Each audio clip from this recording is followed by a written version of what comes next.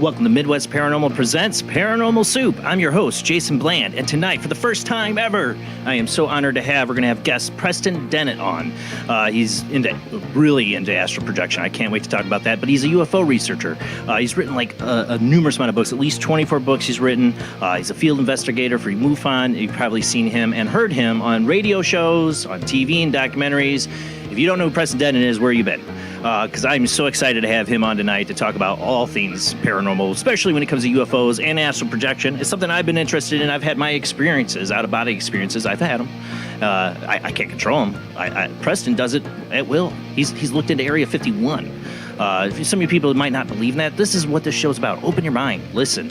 People who are able to do things you really cannot believe. And what if you have the ability to be able to look into places like Area 51? If I did, I would do it. I would totally do it. Yeah. Maybe, the aliens might see me if I do it, but I don't care. I would do it. I would totally do it. We're going to have Preston Dennett on tonight. Of course, we got the World Wide Web of Weird, and I got a lot of weird this week to get to. I always have to edit down to 7 articles. Well, it was really hard to decide which ones to carry tonight, and I have some gems. It's definitely some really interesting stuff in the World Wide Web of Weird. And, of course, we'll open up the phone lines for you guys later in the show. So hang in there. We got a lot to get to, so let's go ahead and get rolling into the show.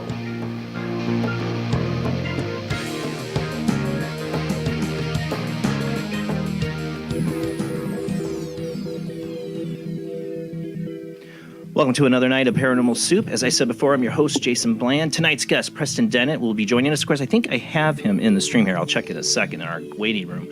But our interview with him will start after the World Wide Web of Weird, after our first commercial break, if you're coming in for that. But we do have some weird stuff tonight. Jamie D., my beautiful co-host, is with us, as always. How you doing tonight, Jamie? Doing well, thank you. It's an honor to have you back on. And, for the weird, we're hanging in there with all the sicknesses going around and just keeping ourselves better. I'm like vitamined up. Me and Jamie are talking about our vitamin regimen before the show. Yeah. And then there's recovering Rob. I saw you out. You were metal detecting. Was that today? Yeah, that was early this morning before the sun came up and, tried to melt. He's alive, people. Yeah. He was every day is a little better. So. Well, yeah, of course, Rod runs the World Wide Web of Weird, and we were going over some of the stuff before the show. There's some stuff, man. For those listening on the Paranormal Soup radio network, you might want to tune into the video section tonight. We got some stuff. And our guest tonight, let me make sure we got him, Preston Dennett. How you do tonight? I'm doing good. How are you? Doing great. Now, you joining us just now, I wanted to make sure our sound worked. We do the World Wide Web of Weird for our first 30 minutes or 20 minutes of the show. You are welcome to interrupt me at any time. I do have a piece of UFO footage I'd like to get your opinion on. I know you're more of the research of cases and that, but let's see what you have to say about it. But we cover a news segment where we cover our 7 articles of the weird from the week. Welcome to interrupt me or join me at any time on that, Preston. Very cool. Yeah, you got it.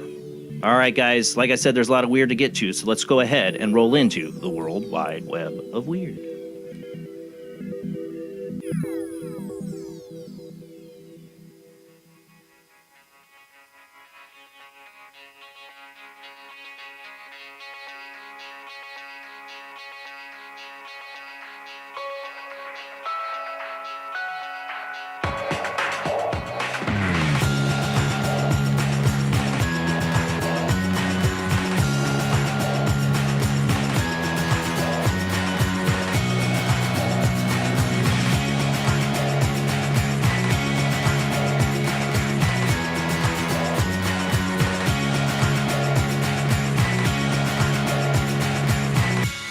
Tonight on the World Wide Web of Weird, I thought I'd start off with this cute story. Kind of cute, maybe. Parenting mistake. I don't know. I, as a parent, saw this story and I'm like, oh, my kids would have reacted totally different than your kids did. Maybe I'm wrong. And maybe this parent thought the same thing and that's why they got wrong. But kids scream in terror as Bigfoot crashes party. Word of the wise. You might want to think about bringing the Bigfoot from the Slim Jim commercial. It's a pretty scary Bigfoot to your kid's birthday party. Might have a bad time. Again, as I said before, those listening on the Paranormal Soup radio network, we are a webcast. We do we're streaming live on Facebook, YouTube, and Twitch. If you want to join us and see some of the videos, you're welcome to, or I'll narrate as best as possible for those listening audience, but we do show videos, pictures sometimes. And this one, we got this is what it is. You see the Bigfoot, not a very tall Bigfoot, in a tutu. Friendly Bigfoot was met with screams of terror when it showed up to celebrate a child's birthday recently. When the mother of a young girl decided to invite a special guest to her birthday party in Oklahoma, the reaction from the children was not quite what she expected. Dressed in a full Bigfoot costume, the unexpected attendee named Cinnamon proved so terrifying that the children ended up running around crying and screaming. We just thought, she came with balloons and a bow and a tutu, so I thought, oh, this will be cute and fun. You're going to have a bad time. My kids are obsessed with Bigfoot. They would have loved this. They would have been mad about the tutu. I think they would have taken issue with the tutu. Like, Bigfoot doesn't wear a tutu. Yeah. Get the tutu off. Like, my kids would have not been screaming in terror. They would have been like, awesome. Yeah, but maybe I misjudged that too. Maybe I'll find out. Maybe I'll do that for a birthday party. No, my wife will kill me. Video it if you do. It wouldn't scare my kids, but all the other kids invited would be running in terror. That's what happened. Go ahead. Yeah, go ahead and play that. Just a little quick clip of what it looks like when you bring a Bigfoot to your kid's birthday party here. Yeah, they go screaming in terror. Yeah, like when kid, leave the dogs confused. Look at that kid. He's just screaming. We're not going to play the screams here. We don't need to hear that. Well, when parents picking up a kid, like, how dare you scar my child like this? Yeah. Like clown level, the other parents like, what were they thinking? You gotta get the Bigfoot from Harry Henderson. It'd be a lot more friendlier looking. Yeah. I don't know. Maybe. All right. Speaking of Bigfoot, we got a Bigfoot howl. You know how much I love the Bigfoot howls. Sounds of reported Bigfoot howls reported around Blue Well Reservoir. This is from Bluefield, Southwest Virginia mountains are seldom silent when the sun sets. Seldom silent when the sun sets. Bird call, coyotes, howls, and insects drone when night arrives. But for the past few months, a Bluefield area family that knows nature soundtrack has been hearing something new. It's a strange howl that sounds almost human at times and is not alone. When the howl comes from far off in the woods, another seems to reply from another direction. Puzzled woman shared a cell phone recording with the organization Bigfoot Field Researcher Organization, or BFRO, and the Rocky Mountain Sasquatch Organization. The howl was familiar to one man who heard it and determined that it's most likely a source of a Bigfoot. We play several, and this does sound like the same kind of Bigfoot sounds. Go ahead and play that Bigfoot. This is with enhanced sound.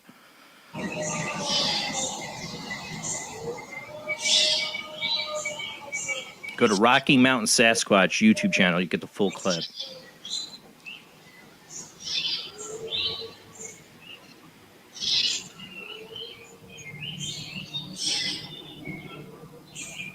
Does sound like one's closer, one's farther away, like they're talking back to each other. Now, could that be people just doing it? We don't know, but It's interesting when you hear these, especially two. Like we've heard, like like the kid that came in and was like, "Mom, some weird noise outside." It was like one howl on the distance, but this does sound like two. Like one's closer and one's farther away. All right, number 3. I think this is fascinating. That the main fascination with this isn't the video footage, is that a Colombian mayor shared a video of a ghost attack in security. Now I don't have the whole speech what the Colombian mayor says. I cut him off where he just says something in his Colombian, and he says paranormal. That's all you understand. But he actually gets on TV to talk about this. Mayor of the city of Columbia left his constituents scratching their heads when he shared a video of what he claims is a ghost attacking a security guard. The peculiar footage was reportedly captured by a security camera in a government office building. It was posted on Facebook on Tuesday evening by Jose Manuel Rios Morales, who presides over the community of Armenina. In the odd video, a guard can be seen walking down a hallway before seemingly being violently thrown into a wall by an unseen force. The startled man falls to the floor and then slowly crawls away from the point of impact until 2 of his coworkers quickly arrive on scene. It almost looks like something grabs him, too, after he falls on the floor. In a surprising Facebook post, Morales wrote, "I wanted to share this video with you today, stressing that as mayor, I have the conviction that in the faith has unbeatable power." He goes on to assure residents that upon learning of the eerie incident, he enlisted a bishop and other religious figures in the city to bless every corner of his workspace and asked his social media followers to join in a prayer to help ward off whatever sinister spirit struck the security guard. At last, it would seem that his constituents were not as concerned about the potential ghost haunting the building as he might have imagined, as many comments dismissed the entire affair as foolish and a waste of government resources. I found it interesting this guy came out and asked for prayers. He obviously your mayor thinks it's serious. Probably scared that the mayor doesn't want to go in the building anymore. That's what's happening. Go ahead and we'll play this. This is he looks like he does get slammed really hard. Wham! Like he knocked something off the wall there. Like he is like slammed into that wall. I don't know he's just like crawling back in terror there or not, but man, he just slammed into that.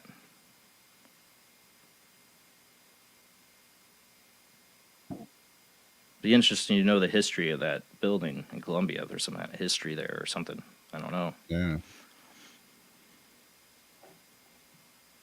Yeah. I wonder if he still works there. Yeah, really. That's the question. I'm not coming in today. I'm feeling good. I'm coming in sick. I'm calling in sick. I'm not coming back in. I sound Indian, not Colombian. I can't do Colombian accents. I can't do any accents. All right, this next one is probably going to be the weirdest footage, and I'm not saying it's paranormal. I'm not saying this isn't shenanigans. I'm not sure how they did the shenanigans. I know it could be done. This is the weirdest piece of footage, and this is, what YouTube channel is this? Hidden Underbelly, I think, maybe? Hidden Underbelly. You always have really good stuff, and this one is probably the messed up. A truly bizarre piece of footage circulating online appears to show a pair of pants running down a sidewalk, seemingly without anyone wearing them. The very weird video was posted to YouTube by paranormal channel Hidden Underbelly, which noted that the circumstances surrounding the strange scene are unfortunately unknown, of course. And I have high suspects when this video starts out with a white rabbit in the video. Yeah. Don't pay attention to the white rabbit. One pill makes you smaller. No, it's going to make you feel like that song. Have that song playing in the back of your head. That should be the theme song if I could play copyrighted music. The lack of details notwithstanding, the footage is undoubtedly odd and rather hard to decipher. And all too brief, a young child can be seen playing with a rabbit in the middle of a desolate road at night. Suddenly, out of nowhere, a corner of the screen, a pair of pants can be seen dashing down the sidewalk. All right, I'm going to ruin it for everybody. Just remember, one pill makes you smaller. Had that White Rabbit song, Jefferson Airplane. Okay, good, play. And there's no sound to this. I had to cut it off. There, okay. And you see that there's pants. Now I get to zoom in. Don't pay attention to the White Rabbit. But it makes me suspect that this is some shenanigans with the White Rabbit starting it off. There he goes again. Now wait till the zoom in. Because my wife first saw this. She goes, "Oh, it's a guy with a dark shirt." That's all it is. Wait till the zoom in. Yeah. A little more than that going on here. Now you can do green screen composite kind of cut. Like you would wear a green shirt and you'd have to composite the original landscape with the new landscape. But it's a phone camera. You can see it moves. It'd be a lot easier to do that stationary, a lot harder to do it with something that's moving in a video. But can be done.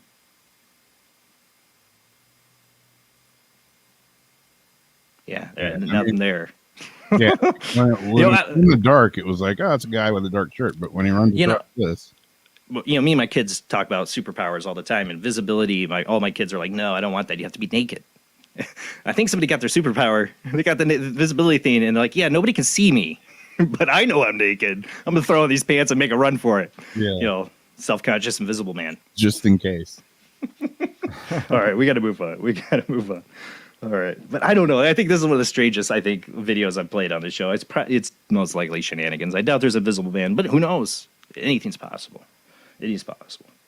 All right, ghost pants. I never thought I'd have an article where I'd have to say ghost pants. Yeah. Okay. It's like, Ghost pants. That's a new one.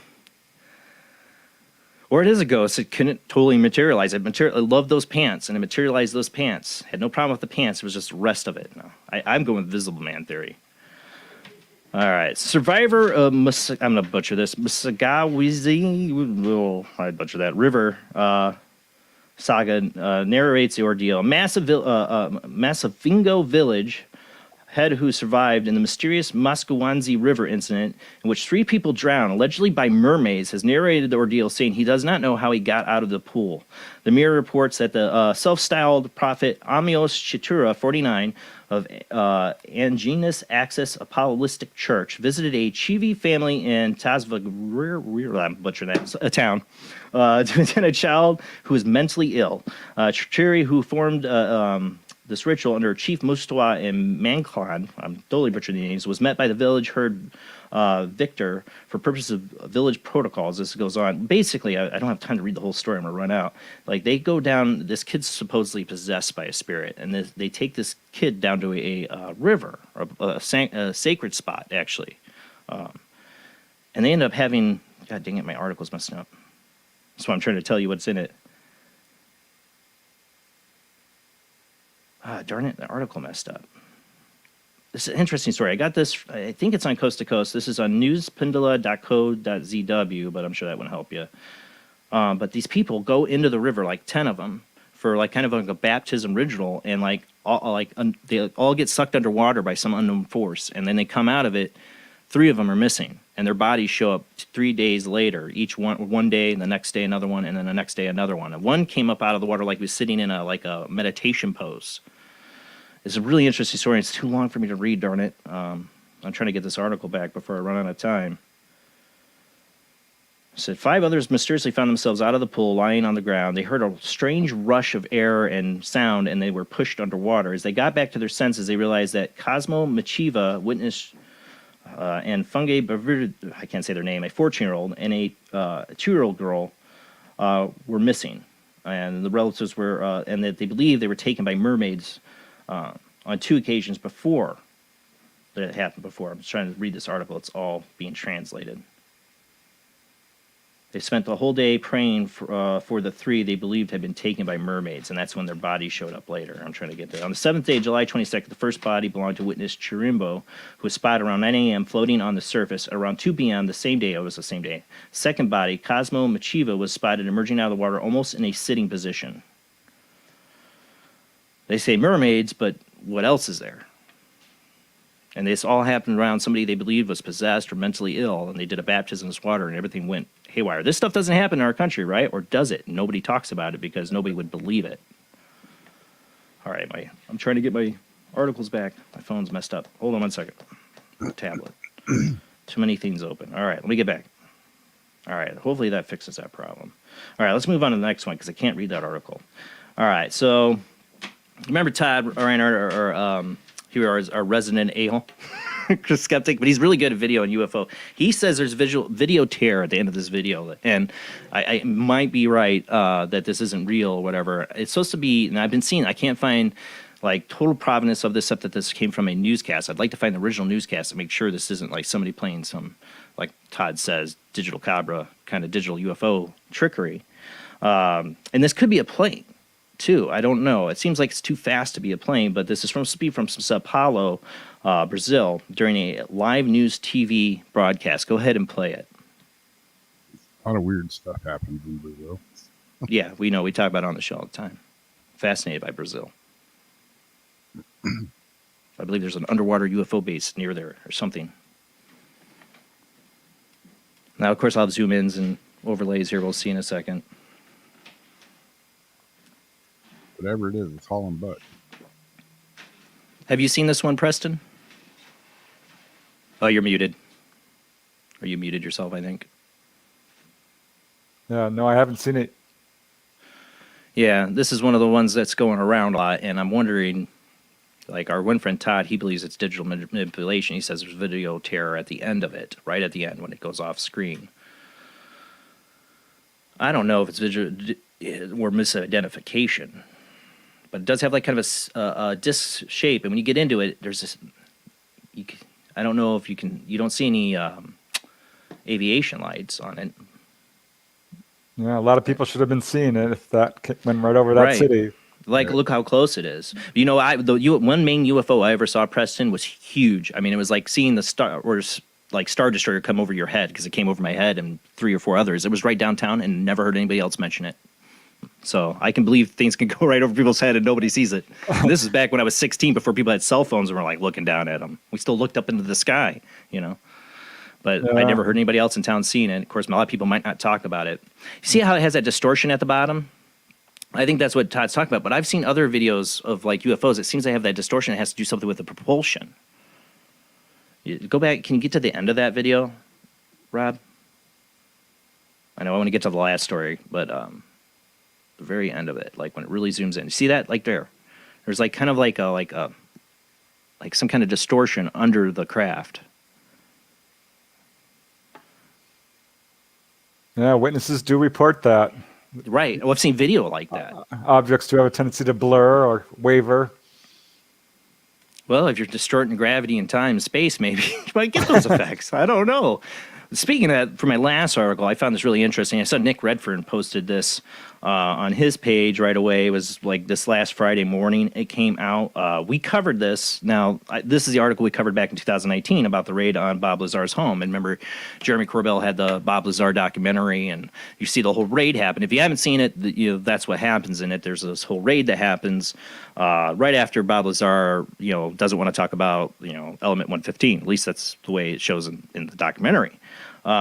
And then this file, we covered this article. Let me see, actually, if I can pull up that old article and see what it said. Like, it gave a whole different story than, back in 2019 than what this FBI now revealed report details. Because back in 2019, this came from a sheriff involved. Wiley, this is like I said, 2019. Wiley attributed bringing the secretive test facility into the limelight. The 6-year-old made headlines 3 decades ago when he revealed that he blah blah blah. We already know who Bob Lazar is, and if you don't, where you been? An alleged witness to capture alien saucer, Lazar claimed to have intimate knowledge of what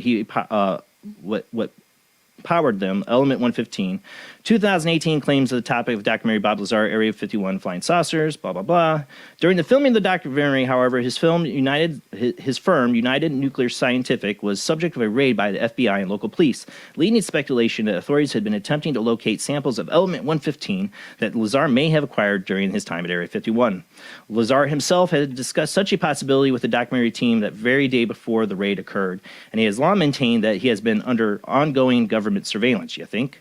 But what was the real purpose of the raid? Authorities were looking for were they looking for something else? Now, according to a report by Michigan State Police Sergeant Detective Thomas Raja, the search was actually related to an investigation into the death of 31-year-old Janelle Struzzi, who was believed to have been poisoned by thallium sulfate, a highly toxic substance. When Lazar himself, not a suspect in the case, it is understood that the raid was designed to determine who may have previously purchased thallium from the United Nuclear Scientific firm that he owns. That's what they say in this article. If you read the FBI file, it's what is it? God darn it, I lost the name. I have to go back to the dang files. It's another chemical. It's not that. And it's one phone call somebody makes to him from Las Vegas. They don't tell you who it is, but he makes one phone call to him about this poison. I'm trying to find it. Hold on. Or I have it saved on my Facebook, actually. I posted about this on my page. If some people saw this and they didn't know what it was about, this is about Bob Lazar. Let me hold on, see if I can find that. Because it was not the chemical that this sheriff said at all. It was polonium, if I'm saying that, 210. Another kind of poison. And supposedly this guy called Bob Lazar's office to inquire about it, about how to use it to detect counterfeit money. And Bob Lazar said you have to have a license, basically. They don't mention Bob Lazar's name in this report at all. They always use his company's firm name, United Scientific. And he tells them you have to have a license to have it. And okay, and the guy hangs up. That's the phone call. And months before the whole time they actually raided him. And then they raid him, no warning. They take, you can see in it a document, and I posted this on my page. They take computers. I never understand why the FBI has to take monitors and keyboards too. What's on those? They take all that. He gets it back eventually, and then they drop the case on the guy who made the phone call. Pretty convenient. And Jamie, where you were just sharing something about how they're doing this whole child pornography thing with the iPhone, like they could listen in or see, device, look at your messages, see if there's any child pornography. Well, like they already are listening. And what happened if you watch the documentary, when he gets to the part where he's supposed to be asking Bob Lazar, did you take element 115? And Bob Lazar doesn't want to talk about it. He's got his phone right there. So they know this guy's doing a documentary. If they're keeping good watch on Bob Lazar, they know he's doing a documentary. He's speaking out after all this time. The government's going to be interested. This is why I don't buy the whole UFO disclosure movement. I don't actually, Preston, I haven't heard you in an interview in a while. So I don't know where you stand on the UFO disclosure movement, but to me it's like, because there's so much more. I did an interview with the media on this, and I'm like, you guys are out of your depth with this. There's so much history to this. And Bob Lazar's part of that history, if you like it or not. And it shows if his case is real, there's a lot more than some secret UAP program. There's a lot more. A lot more. Totally agree. Exactly. And so, like, this whole disclosure movement, it's like, this is nothing. This is a screen. This is a cover. This isn't the truth. The truth would be mind-blowing to people. And most of you people in the government don't even know the truth. It's so deep. It's so dark. They race people, race your history, your academic history. They try to put you down. There's just recently, not long ago, months ago, it came out that the information that the case when Bob Lazar was prosecuted in the 90s for being involved with this. It was a what do you want to call it? It was a prostitution house, a legal one, but he did security work for him. He ended up getting arrested, if I remember right. But how the judge came out and said now, years later, that he was pressured to try to convict Bob Lazar by unnamed individuals. So there you go. And the government wanted him put away back then. So he's being watched. I've always been super fascinated by Bob Lazar. He's controversial in the UFO field. I don't know how you feel about him, Preston. You don't have to say anything. But for me, I've been super interested in this case. And that FBI document that came out was very revealing that things are... there's a reason why I don't care for our FBI, because they do things like this. Yeah. They are a tool. I've watched his case slowly. I think he's just getting more and more confirmation. Certainly not the only kind of guy coming out with similar stories from Area 51. Exactly. Another guy came out recently and confirmed a lot of what Bob Lazar said about Area 51, and that he knew about Bob Lazar being there. And he worked there at Area 51. So, people are going to keep arguing about this stuff forever. You can't win them all over. But I believe. But we're going to go to our commercial break. When we come back with our guest, Preston Dennett, just hang in there, Preston. We're going to talk about your experiences as a UFO researcher, but I really want to get into is astral projection. Awesome. Because it's I've had my experiences, man, and I would love to be able to do what you do. I'd love to because the experience I had were amazing, but I haven't had control of it. I'd love to learn how to get back into it. So definitely want to pick your brain about that. But we are going to get into the UFO topic as well. A lot to get to tonight, guys. So we'll be right back after this short commercial break.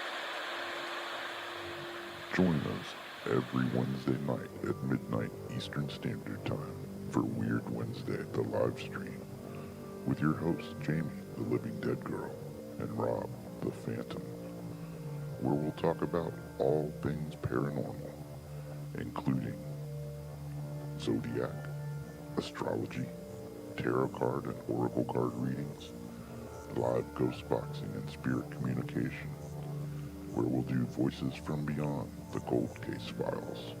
So we hope you join us live on Facebook and YouTube every Wednesday night at midnight Eastern Standard Time. We hope to see you there. Bye-bye.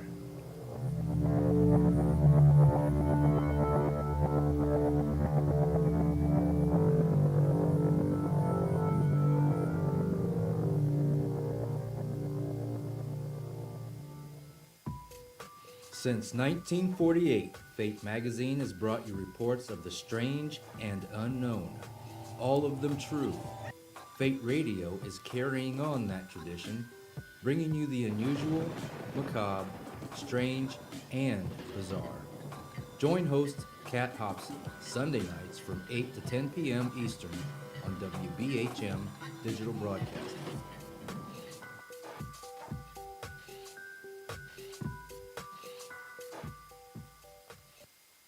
Of the second kind, physical evidence of a UFO. Close encounters of the third kind, contact. From Steven Spielberg, the director of Jaws, comes one of the most ambitious and unusual films ever made. And what you will see has never been seen before. It's a cosmic mystery crossing what many scientists believe will be the next threshold of human experience. It is called Close Encounters of the Third Kind. It begins in an Indiana town and leads to one inescapable conclusion. We are not alone.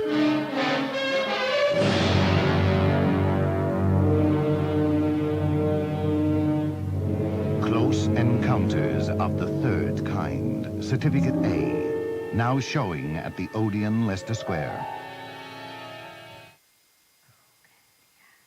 The international chart-topping Haunted Horror of Haverfordwest has been described as terrifyingly real, a must-read, shocking and chilling brilliance, genuinely worrying, utterly frightening.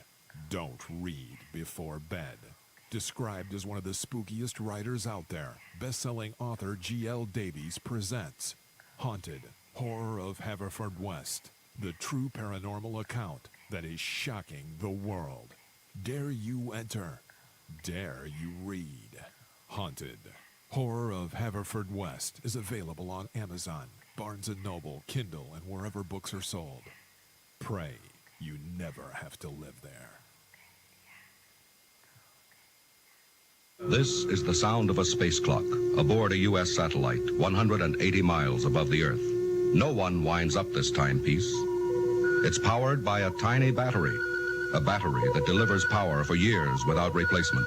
Now the same type of battery, the Duracell battery, can bring new reliability and long life to your battery-operated equipment. Radios, cameras, toys, all run far longer. Duracell batteries, the long-distance power cells, outlast any ordinary battery. The same type of battery that keeps space clocks running for years can bring long life to anything powered by batteries. Dura, as in durable. Cell, as in power cell. The Duracell battery, made by Mallory. Are you intrigued by Paranormal Talk Radio? You'll love the new Paranormal Radio app from Talkstream Live. You'll find a great selection of talk shows covering UFOs, ghosts, strange phenomena, and much more. Download the Paranormal Radio app now and start listening to the very best in paranormal talk entertainment, including the network you're listening to right now, the Paranormal Radio app, free in Google Play and the iOS App Store. Switch to DCS Ranger. 240, nominal to profile. We're in the pipe. 5 by 5.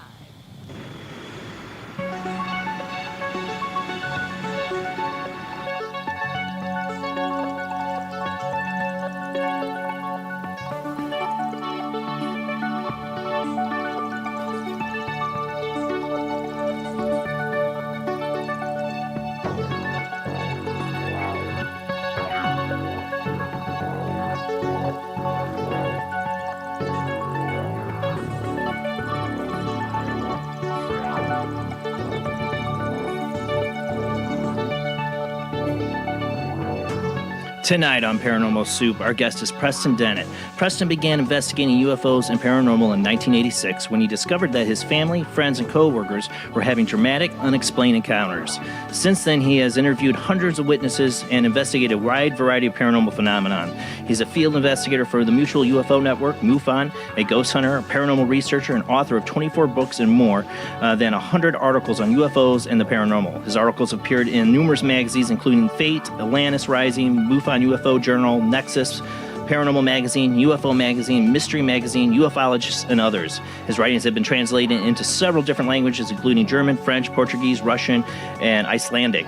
He's appeared on numerous radio and television programs, including Midnight in the Desert with Art Bell, of course, Kingdom of Night with Heather Wade, Coast to Coast AM with George Knapp, Exploring Unexplained Phenomena with Scott Colborn, and many others. Has appeared on Unsealed, Deep Sea UFOs 1 and 2, and UFO Hunters, and more. His research has been presented at the LA Times, the LA Daily News, the Daily Morning News, and other newspapers. He has taught classes on various paranormal subjects and lectures across the United States. He's currently from Reseda, California, and of course tonight I want to get so many things. It's like, where do I start with Preston? Astral Projection is one. I've heard a number of interviews with him on this subject, and I'm so interested because I've had my experiences. I've been out of my body. They've been sudden experiences I know are real, and I want to do it again. I want to be able to control it. And I know that's something Preston's really into. And of course, UFOs. The guy's like a plethora of UFO cases and knowledge. He's got a book out, Wondrous, 25 True UFO Encounters I'd like to talk about, too. And, of course, we will take your phone calls later in the show. They'll probably be after the next commercial break. So just hang in there if you want to talk to our guest tonight. Just hang in there. We'll get to that. But we got a lot to get to, so let's go ahead and get rolling on into it.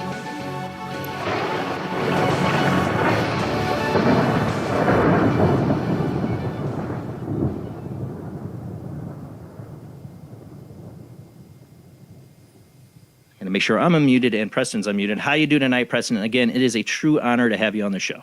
Hey, my pleasure. Thanks for having me on. Now, like I said, this is the first time, so it's like I'm like a kid in a candy store, what to talk to you about. Some people might be new to you. I don't know how, but, for you, I think you were a UFO researcher before you ever got into astral projection, if I'm right. Well, it kind of came at the same time, actually. I just Really? sort of kept quiet about the astral stuff. but yeah, they came in pretty much exactly the same time. Well, aliens are one thing, and telling people you can pop out of your body and see anywhere in the world, maybe the universe, is probably a little too much for some people. But I'm a believer. I've had experiences since I was young where I feel were spontaneous out of the body experiences. One was really negative, actually, and others were really positive. Most of them were really positive. But I'm a believer in the ability. I've been forcefully convinced that people can leave their body and see things they would have no idea about because I experienced it. Yeah, that's all it takes is one experience, and then you know. Right, exactly. You become a believer. I mean, I've had weird experiences all my life, so it made me open to the idea. But when you actually have it, it's like, okay, this is totally real. This is, you are not just this, crude flesh and matter you're made of. You're something more. Tell us a little bit, like, how did that merge? Like, how did it end up? I mean, what got you in the UFO field? What got you into the astral projection? How did this all converge to, you doing what you do? It was a real shock, I can tell you that. Not something I was looking for. Did not believe in UFOs. Did not believe people could leave their body. Didn't believe in ghosts, life after death. None of it. Was just not interested and very skeptical. Yeah, like most of the world. Yeah, kind of all hit me all at once and pretty much destroyed my belief system, shattered it, really. I had to really reconstruct my whole worldview. It really began, I'm going to go back a little bit to 1984, actually, is when my mom passed away very suddenly at a pretty young age, 49 years old. It was real tough. I was 19. So, yeah, it was not easy. Right. And I saw her spirit. I mean, I saw her ghost right in front of me. Really? And thought to myself, I didn't think ghost. I thought, oh, yeah, I'm hallucinating. I've lost my mind. So that was my first real unexplained experience. Well, not the first. I did have a weird psychic event as a young kid. See, the weird. That's why. That's what you get into. It's like somebody will start talking. It's into this field, into this life. Like I had this experience. Oh wait, there was another one when I was a kid because Yep. it does seem that there has to be something. A lot of times, not always, but a lot of times from the childhood too. It's like some people are just born to be open to this. Maybe you weren't right away, but you were forced into it. And one of the most powerful paranormal experiences I always talk about is when a family member passes and shows himself to you from the other side. I've had that experience, and they're one of one of the experiences I love to hear from other people because they're the most powerful. Yeah, I was 5 of 6 kids, and several of my siblings had similar, well, not quite as dramatic, but certainly signs and stuff. But yeah, that was a real shock, and started having really vivid dreams, lucid dreams, I would call them, where she would come into my room and say, I'm fine. I'm like, what? You're dead. What's going on? It's very confusing because I knew it was her. I just knew it. Right. So it's a patagram shifting kind of thing for you if you're a 19-year-old that doesn't believe in life after death, and now your mom in this tragedy is gone and coming back to you. That's pretty ground shifting for you, for your reality. It absolutely was. So I'm starting to pick up books on dreams, lucid dreaming, and out-of-body experiences. And that's around the same time that, actually it was November 17th, 1986, exactly, when I sort of shifted into the UFO field.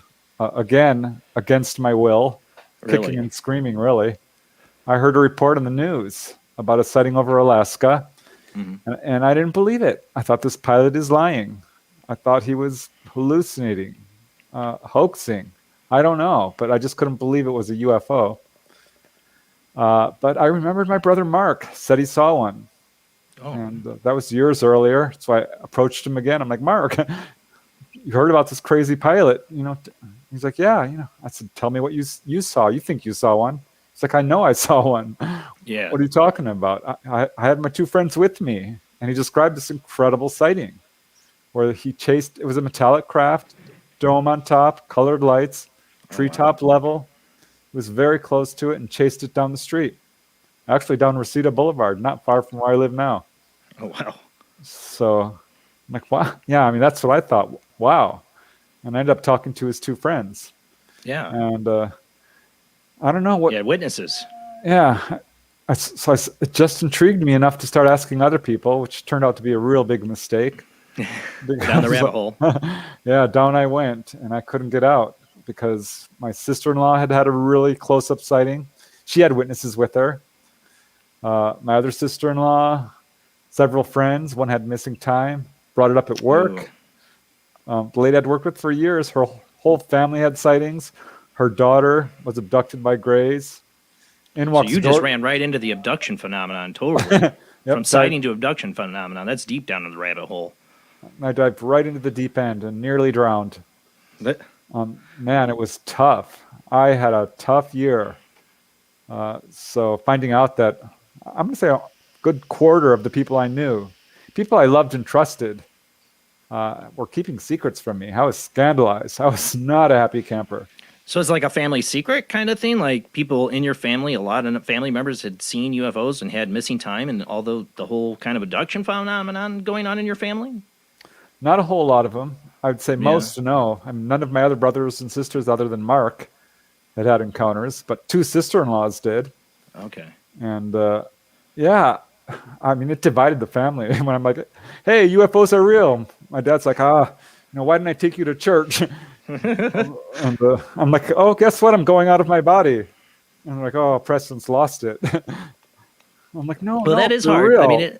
Nowadays, you have, you still have plenty of closed-minded, skeptical people, but in the 80s and 90s, out-of-body experiences, it wasn't as much talked about. It was definitely not as open to talk about, and definitely more frowned upon and looked down. It still is. There's definitely the this isn't real society out there that kind of pushes down, but there's more people open to it nowadays, and we have internet, people can talk together. Back then, you had to feel kind of alone. Yeah, for sure. There was a few books on it. Robert Monroe he had a great book on it. And I owe it all to him. Yeah, I picked up his book, and it was amazing. And I thought, wow, if this is real, I should be able to do this. He gave exercises on how to do it. You're right. So it sounded a little scary, and a little weird, but I thought, hey, this would be a good way to find out if there is life after death. I could go see my mom Right. firsthand, and I would know. So I did the exercises, which are, relaxation drills, kind of, visualization exercises, Right. affirmations, this sort of thing, visualizations. And they worked. I started having really good dream recall. And it took about a month or two of really doing a lot of meditating. And then I had my first OBE, and it was shocking. I could not believe it. It was the middle of the day. Was feeling a little bit down because, my mom had passed away. And it was I was just having a tough day for whatever reason. Lay down on my bed and started feeling these very strong vibrations pulsing through my body. Oh. Very strong. And I now know that's the vibratory state, sort of level you get to. And boom, I popped out of my body audibly and flew across my room, through the hallway and into the bathroom, and grabbed the counter. I remember looking into the mirror, not seeing anything there. And boy, that'll blow your mind. I could not, all I kept thinking to myself was, I'm doing this. I'm actually doing it. I'm doing it. And I got pulled right back into my room. Right back into your body, right? As you get excited and you're back. Yeah, it was weird though, because there was someone in my room, a short man. I'm like, who the heck is that? And I didn't get a chance to see who they were before I got plunked right back in my body and woke up. And yeah, that was the first time. And it was actually really, really cool. Second time was almost identical. Third time, it scared the pants off of me. I thought I had died, honest to God. I woke up in the middle of the night. It was dark, and I'm very dizzy, kind of vertigo, trying to orient myself. And finally, I kind of gather my wits, and I look down on my bed, and I'm lying in bed. I'm fully awake, looking down at me in bed.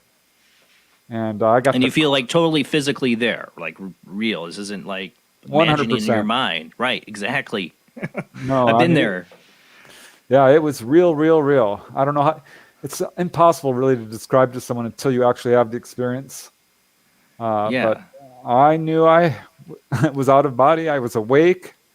I thought I was dead. Actually, that was my conclusion. I'm like, well, I've died. I am dead. Oh, man. And felt a real cold dread. Right. Dived right back in. Filled it up like a glass of water filling up a cup or something. Felt weird. But you went right back to your body because you're like, I got to get back in there. Immediately, I'm going back in. It was a bad idea. What was I thinking? And then I woke up and I was thrilled. I'm like, oh, wow, this does work. I'm alive. That's could be part of the feeling because it is like my experiences were spontaneous. One involved what I call a shadow person experience I had for 4 months. It would literally rip me out of my body. But the ones I had where it was on my own, when you talk about the electric thing, it's like there's this like somebody took a monster size one of those gadgets they put on your, that buzzes you, like shakes all your nerves. Because it happened to me in a visualization once where I was like I was seeing like this field and this stream, and I was doing this visualized guided meditation, and I saw like this just started to appear like a stream in my, how like when you close your eyes you see the purple chemical reaction in your eyes. I could actually start to see that take shapes and forms, and I do sometimes. But in this meditation, I saw it, and it suddenly got like it was like I felt that sudden like push of like this electric, like my body let go of something, and I'm in a whole other place. I'm like literally in a whole other place. And I could see my grandfather across the stream who had passed away not long before this incident. And it was just like, he didn't talk to me, but it's like a knowing, like he was just basically, I knew he was like, I'm sorry, we didn't get to connect like we should have. Yeah, you flipped right off to the other side.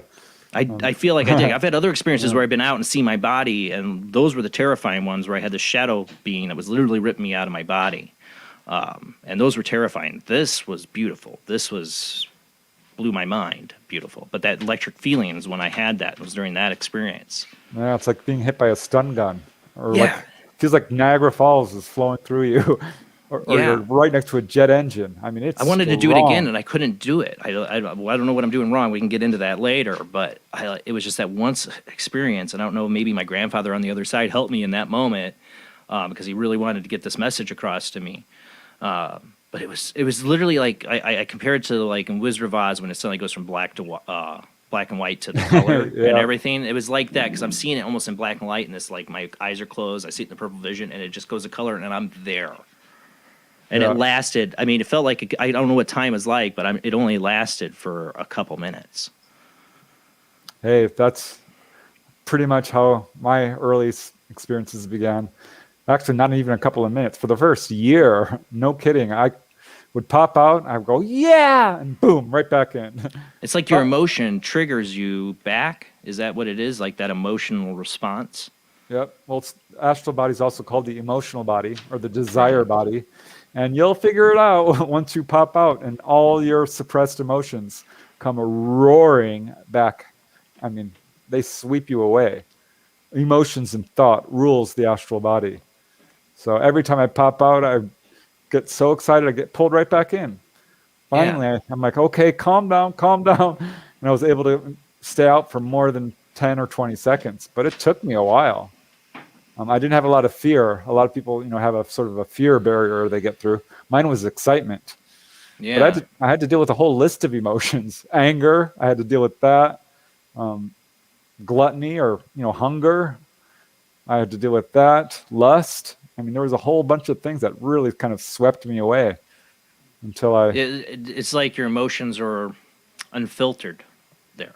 Yeah, completely Where- unfiltered. Yeah, well, this is what I've theorized. Like the human body, or whatever we are, this manifestation is like a filter unit to keep those basically us from shaping our reality in horrible ways. Maybe, I don't know. Like we're here to learn how to handle those emotions. I don't know. It just seems like the experience I've had with this, my spontaneous out of body is like everything's heightened, like extremely heightened there. Yeah. Well, especially on the other side. Yeah. And you can walk around your house and everything looks pretty much normal. It's kind of weird and glowy. But if you go over to the next dimension, the astral realms, it is hyper real. It is indescribably real. The physical world is a pale copy compared to the other side. I mean, the colors alone, the detail. I likened it to like Christmas tree lights. Like I've had a affinity for the lighting of Christmas trees because it reminds me of a couple of the experiences I've had. The lighting, I don't know, because like everything glowed. Yep. I had the same experience. Anything sparkly would really strike me afterwards because on the other side, everything has its own inner light. I mean, it glows with its own inner vibrancy. It's super alive on the other side. Very vivid. Now, you said for at least a year you would only get like a minute on the other side. When you started getting more time and starting learning how to control it, I mean, what did you do? I mean, where did you go? I mean, if literally you can do this, you have the ability to go and see anything. I mean, that's the idea, right? I mean, you could go and really view anything, anywhere. What do you want to know? What do you want to see? It's like ultimately getting to look behind the curtain in Wizard of Oz. You get to see behind the veil of things that other people can't see. Where did you go?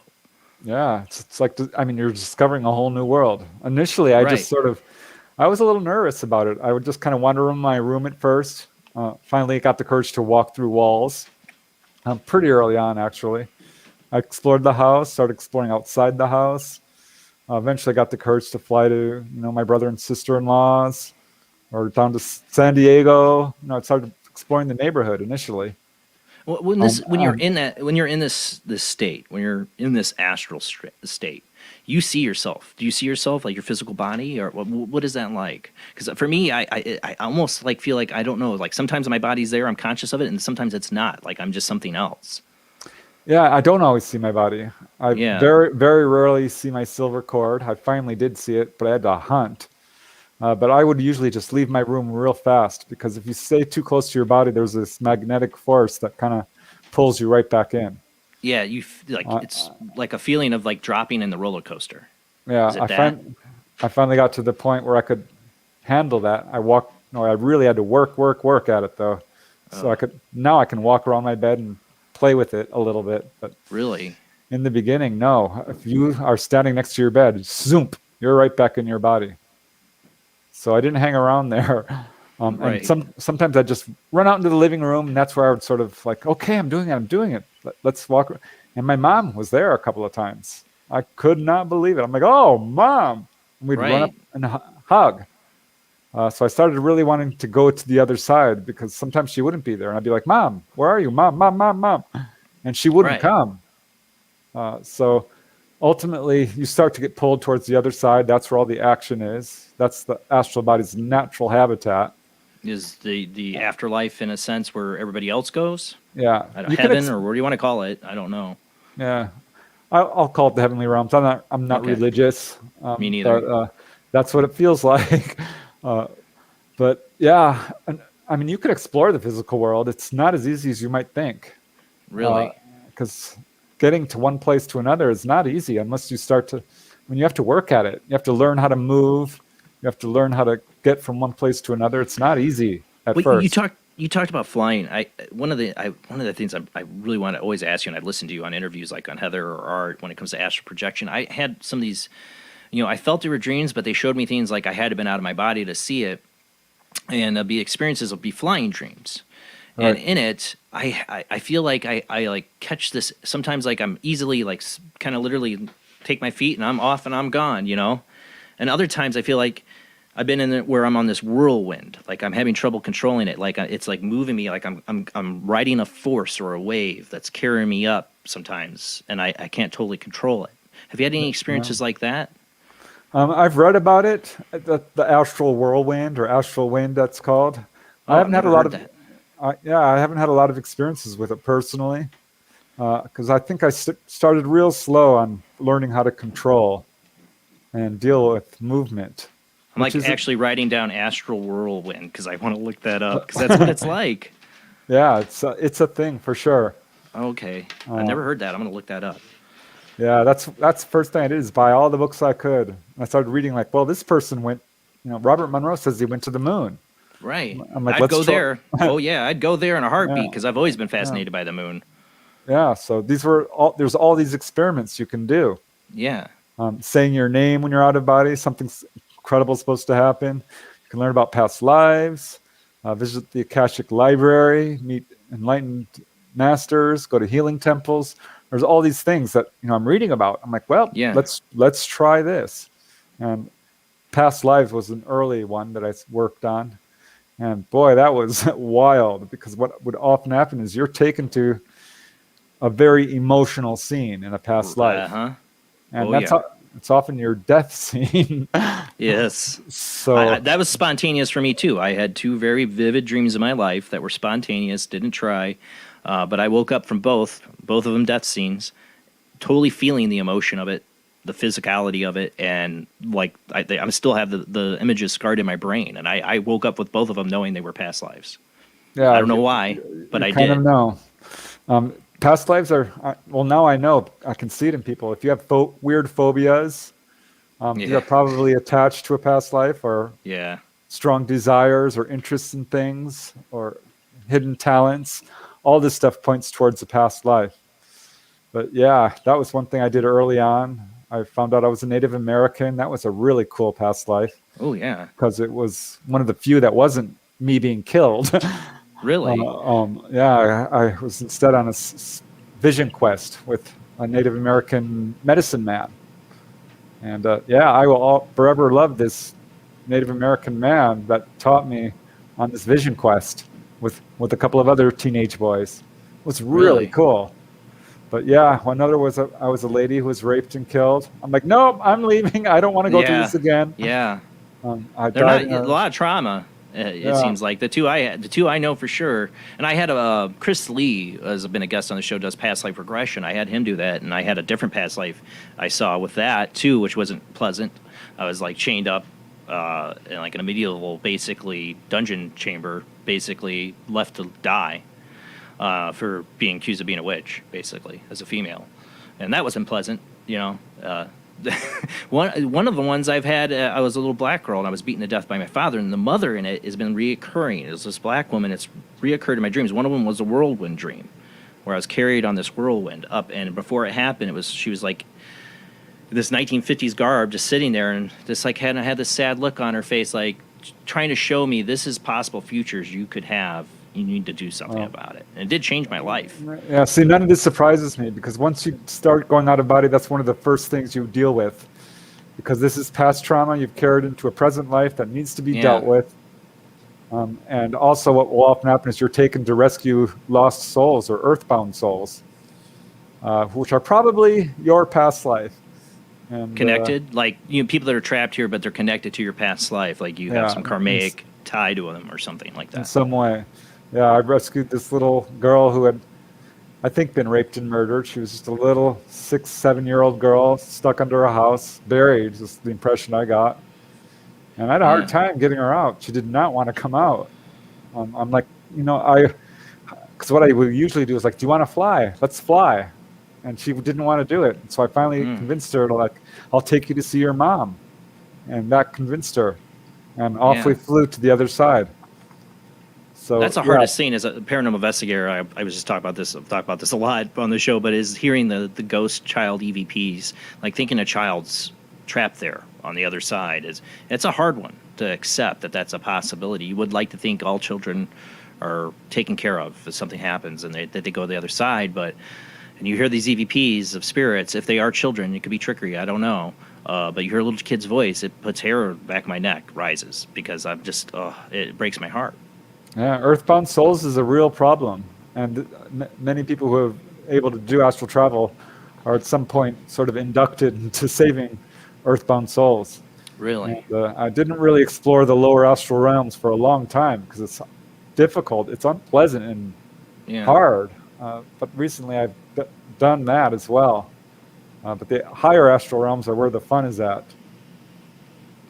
And your mom seems to be kind of a guide for you on this. Like you've seen her, so I mean, is she kind of like? I mean, the communication I've seen, which was just my grandfather, that one time, what I believe was Astral, was not spoken word. Like it was mind to mind. I don't know any other way to describe it. How like it's not like a solid word communication. I can't describe it. No, it's not even like telepathy. It's like knowing. It's a knowing. It's a knowing. There's not words at all. It's imagery or feeling, Yeah, that's very common. You just have very strong impressions that are given to you. And I really wanted to see my mom on the other side. It's one thing for her to come and visit me, but I wanted to see where she was. And finally I did it. This was about a couple of years in, at least.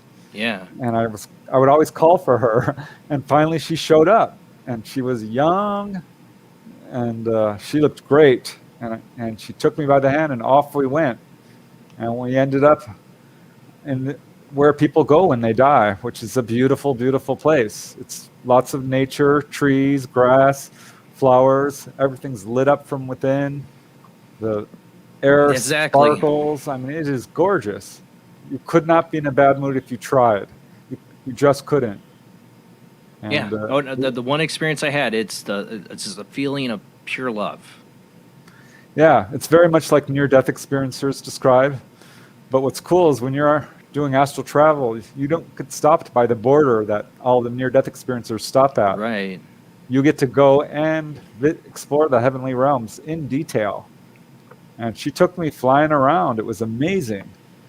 One of the things she did was took me into this creek, this little stream. See, I had a stream in mine. It was so interesting because, water gets you wet, but not there on the other side. I mean, you can feel it. It's very silky and very wet, but you come out and you're dry again. It was very bizarre. But, my mom was just laughing at my reaction because I'm like, wow, looking at my hands and dipping them back into the water and out. Like, this is amazing. And I've since done that several times. But she's like, you haven't seen anything yet. And took me up to a higher realm, which was even more amazing. Like, kind of like the celestial kind of realm, or like this is like the higher beings, or is it like, because you described like nature. What I saw the brief second I felt like I saw something, it was beautiful nature. It was these rolling hills of flowers and the stream. Yeah. And everything, the flowers glowed. Exactly. There's pathways and benches, and other people are there, and everyone's very nice. But my mom took me to a higher dimension, I'll call it. I don't know what else to call it. Yeah. But I've certainly read about it in a few other books, not a lot.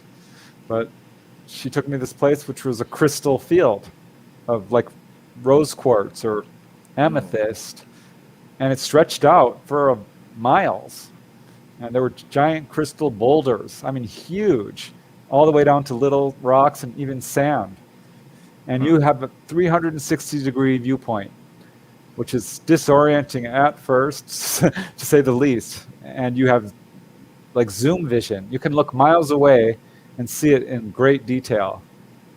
And so I just had a lot of fun playing around with that for a few minutes. It's like you see yourself like a video game. You know, like in a video game, you can see the character and be 360 and zoom around them. Is it like that in a sense?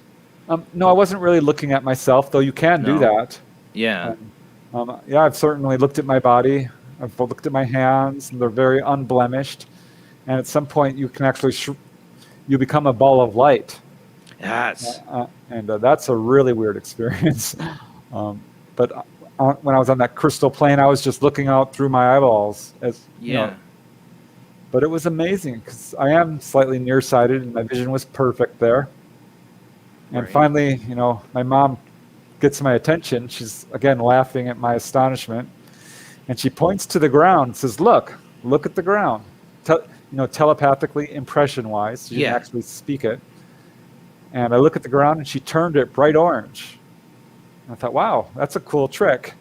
Yeah. And then she did something I would never in a million years have expected. She's like, eat it. Put it in your mouth and eat it. Oh. And I'm like, what? Are you kidding? She's like, no. Right. Bend down, scoop it up, and put it in your mouth. I'm like, okay, you're the boss. I'll do it. And it was like sand, orange, glowy sand, and I put it in my mouth, and it tasted like orange. I mean, like citrus?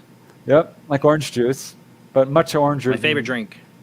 Yeah, it is mine now too. And it kind of popped like that pop rock candy. Oh, wow. And it was just explosive. And I'm like, wow, that is amazing. And so you have taste and feeling and senses there, are heightened. You can create feasts of food. And I had a real problem with it because I would get hungry. I would create feasts of brownies and chicken nuggets and Neapolitan ice cream and sour cream and onion potato chips and just gorge myself. And I'd pour it down my throat. It always stopped right about here. I would never fill up. Yeah. But it tasted real. It was 100% real, very crunchy. Kind of reminds me of the Matrix. A little bit. It's very Matrixy. You think it will appear. Bam, instantly. Or What Dreams May Come is one of my always favorite representations of the afterlife. I don't know, if you've seen it or not, the old Robin Williams movie, but the glowiness of the plant life kind of remind me of that experience. Yeah, I think it was and in pretty that accurate. you make your own reality too. It's the same kind of concept. You what dreams may come. It's what you will dream. You paint your picture, and that's what you wonder. The afterlife is people painting their own pictures of what their reality is going to be. And this is how people go to hell. I mean, just to be perfectly blunt, right? They create their own hell. Right, and that was the point of What Dreams May Come. His wife commits suicide, and she creates her own prison in this afterlife. He tries to break her out of, but it's all of her own creation. Yep, I remember when my friend Roger died. He died of alcoholism, and I was really worried because I knew from reading and experience that addictions can leave you earthbound. And it was about 2 weeks after he died that I popped out of my body and came upon him in the lowest realm I've ever been in, which was pitch black and vibrating at a very low frequency, and it was just hellish. And he was screaming in terror, saying I'm not ready, I'm not ready for this. Help, I'm not. He was not happy. That's horrible. Yeah. That's horrible. That's horrible to think about. I was very upset. Yeah, I ran up to him, or flew up to him.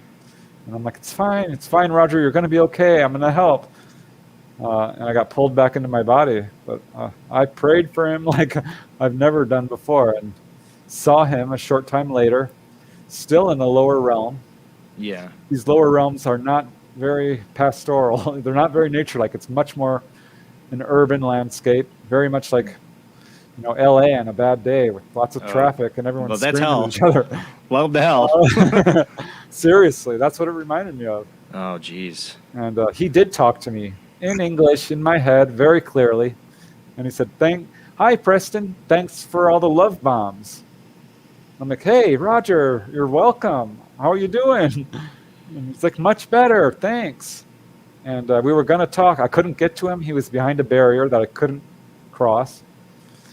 And this guy, this real a-hole, manifests a car and tries to run me over and just comes at me from all directions. And I tried to avoid him for about 5 minutes. I'm finally just, all right, I'm leaving. Because these people down in these lower realms are not nice. They will pick on you. Really? Oh, yeah. I recently explored a hellish realm, and I was just going through it, and guys were trying to attack me, and I'm fending them off. And I was talking to people, and finally I saw this one kid. And I'm like, can I ask you a question? He's like, sure. I'm like, are you dead? And he gave me this really bewildered look, like, are you an idiot? And he said, we all are. All of us are dead. And I'm like, wow. And I just wanted to confirm, because you're like, what? Yeah. And I went up to another lady and I asked her the same thing. And she got that same, like, are you an idiot look on her face. And she said, yes. Yes, I'm dead. And I said, well, I'm not. Which was probably not a wise thing to say. Right. Because she gave me this incredibly shocked look. And every head in that room, which was a big room, 20 or 30 people turned and looked at me like, oh my God, this guy, is not dead. Right. Like, you might be Carol Ann here from Poltergeist. Like, take us to the light, Preston. Take us to the light. Yeah. You might be getting a dangerous situation if you think about it. And they're the lower realms trapped there, and they see a living person there. Like, help us, or get a message to my loved ones, or it felt dangerous. Kind of messy. It definitely felt, and I got I left. Once you feel any fear, you'll get pulled right back. Staying out is the problem. Right. So I wouldn't worry too much about that. You're not going to get lost. You're not going to get possessed. You're not going to get too far away or not be able to get back. But yeah, I decided at that point I'm going back. See, for me, I've run into people that get into this kind of realm of astral projection, higher bodies, lower bodies, and realms, and some are like, don't talk about the negative of the dark side. I had what I call a shadow person experience for 4 or 5 months. It terrorized me and a couple other friends, and it would take me out of my body at night. And I was convinced it showed me real things, because it showed me things that would happen before they would happen, and it showed me things as they were happening. It showed my girlfriend cheating on me at the time, and I later confirmed with her the exact scene it showed me did happen. And just exactly as I saw it, this scene would laugh at me. It knew all my worst insecurities. So I believe there's some kind of lower astral realm this piece of garbage came from. You can see the future, visit the past, and someone who's out there exploring the astral plane learns how to do it. And there are negative beings. I've dealt with them, and it's not always easy. One time I popped out of body, and I'm like, ran out into the front yard, and there were these 3 guys there, and I instantly identified them as earthbound spirits. You can just tell by their energy. And they took one look at me, and their eyes glowed with evil intent. I mean, they were up to no good. And they came right at me, and I'm like, oh, bye. I've read, just, send white light to them, send loving vibes. No, I'll just leave. No, I'm leaving. I'm not sticking around to find out if the white light thing works out. But it does seem like if you don't give into the fear, you can push these things away. Was my learning experience from this, is that I had to let go of the fear. Yep, absolutely. And these things had no more control over me. Exactly. Yeah. One time I'm trying to get to the other side, and I felt this hand grab my foot, and it wasn't human. It was a weird little, I don't know what it was. It had like 4 fingers, an astral sucker, or a lower, I don't know, a weird. Robert Monroe talked about this, but I reached down and I felt its skinny little fingers, and I peeled them off my ankle. And I went on my merry way. Well, I mean, if we're going to get down this rabbit hole, you might as well get down it. We're going to talk about UFOs tonight because I want to get into your research on that too. But if we can astral travel, so can Greys or reptilians or whatever alien species out there, right? I mean, they probably are doing the same thing. Yeah, I came upon a Grey once. Boy, did that shock me. I was trying to get to the other side, and there's a kind of a weird sort of cloudy grayish barrier between the worlds. Yeah. And sometimes you just bypass it and boom, you're there. Other times you're like kind of, I don't know, maybe it's purgatory. I don't know. I don't have names. The lower realms sound like purgatory. They sound bad. It's this area between the worlds, the veil between the worlds. And it's a very cloudy, sort of smoky thing. And I'm trying to get through it, and I'm flying along, and I see these two dark spots. I'm like, those look like eyes. I'm like, I wonder who that is. And I'm zooming up towards them, and it's a Gray. And I went right up to it. It looked at me and kind of watched me as I went by. My heart went right up into my mouth. I mean, that scared me. Should have stopped. I mean, now I regret not stopping. And I'm like, hey, who are you? I'm normally not, I don't have a lot of fear for whatever reason when I'm out of body, but that one did shock me. Well, maybe they come and get you then. They're like, hey, let's get this human that's astral projecting around. Let's put a stop to that. I don't know if they're good or bad. I have made that decision. You have to wonder if the aliens. We always think of aliens. Oh, they have this higher technology. Well, they've also achieved higher technology. They might have higher spirituality or higher ability in paranormal abilities or psychic abilities than us. Oh, for sure. These guys can levitate. They're walking through walls, and they're not using instruments in a lot of these cases. Healing people. They have, they've learned all this stuff. They are very advanced spiritually. And that's absolutely a thing. But yeah, I mean, as you go through this, you start to learn it too. You learn how to go out of body. You learn how to deal with, I had a problem with these lights turning on in my house. Really? And the fan, and it happened once. I thought, I must have left the light on.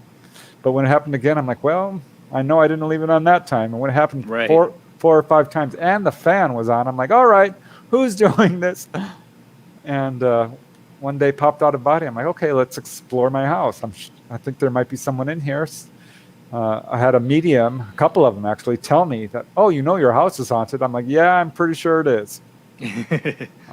And popped out of my body, and I'm exploring. I went, into the living room, didn't see anything. Went into the bathroom, like no one there. And then I looked in the mirror, and I saw someone behind me in the hallway.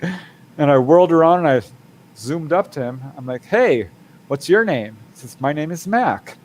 I'm like, oh, okay, Mac. I don't know what you're doing in my house, but you got to go. And I grabbed him by the arm, which feels real because you're both the same vibration. And I pulled him out of my house and went back in and found another guy. I'm like, who are you? He's like, I'm Bill. I'm like, hi, Bill. You got to go. So, but do you think, were they spirits that were there before, or were they spirits that were attracted because here you are popping out of body into the astral realms and the afterlife, and they see you and follow you back?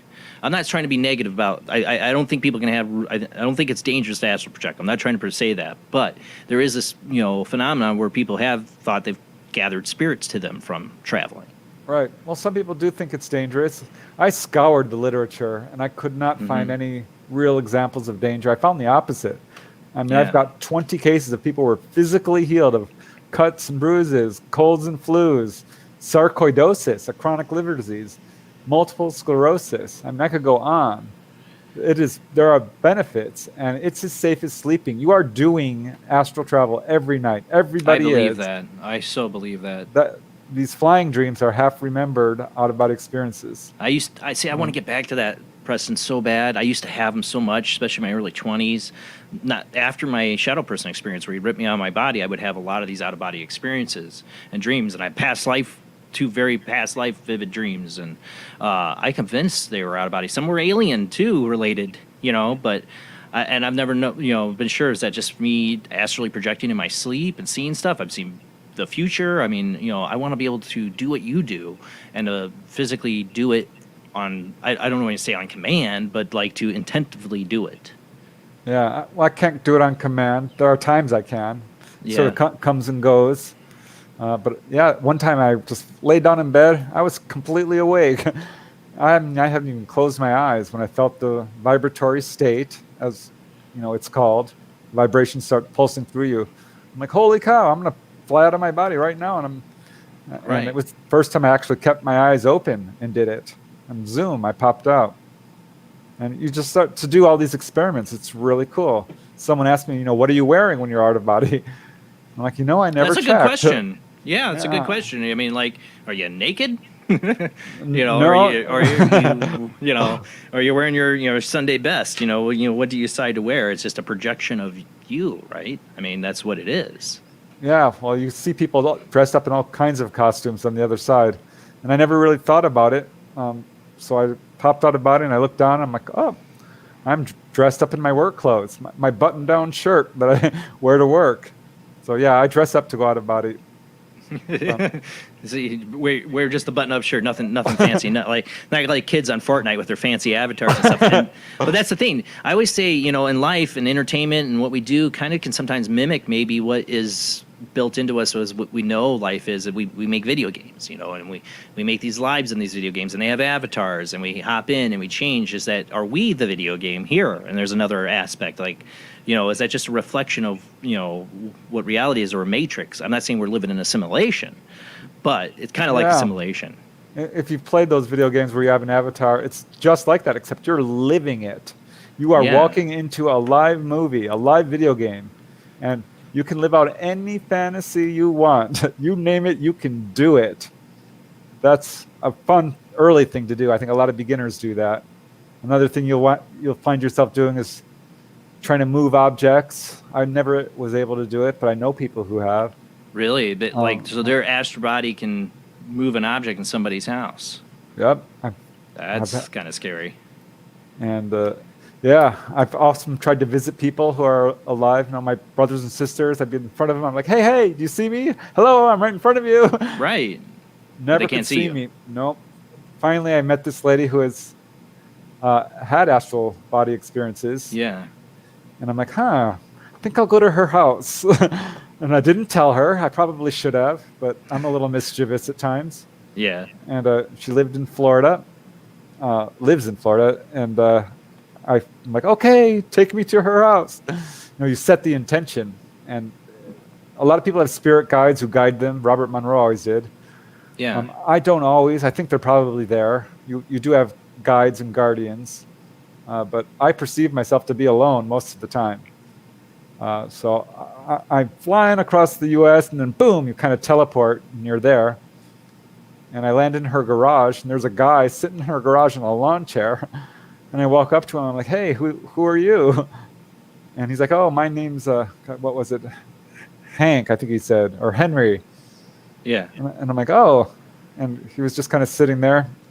And then I'm like, well, where's, I won't say her name because I'm not sure she wants me to. Right. But I'll call her, I don't know what to call her. But anyway, Jane. Jane. And I'm like, where's Jane? And he didn't answer me, and she walks in, and she's on the phone, and she suddenly whirls around, and her hair whirls, and she sees me, and her eyes get real wide, and she's like, oh my God, I can't talk now, I'm being robbed. I'm like, oh no, because she's on the, I can see her, she's on the cell phone. I'm like, oh my, that's terrible, and I got pulled right back into my body, and she called me the next day. We're good friends. Yeah. And she calls me and she's talking. I'm like, well, she's not telling me she just got robbed. Right. But she says, I saw you. You came over to my house. I'm like, you did? You saw me? Because I saw you see me. She's like, yeah, I saw you. And she says, I'm sorry, I couldn't talk to you. I was on the phone. I'm like, yeah, I saw that. But what did you say to me? She says, I said, I'm on the phone with Rob. That's what I told you. Oh, on the phone with Rob.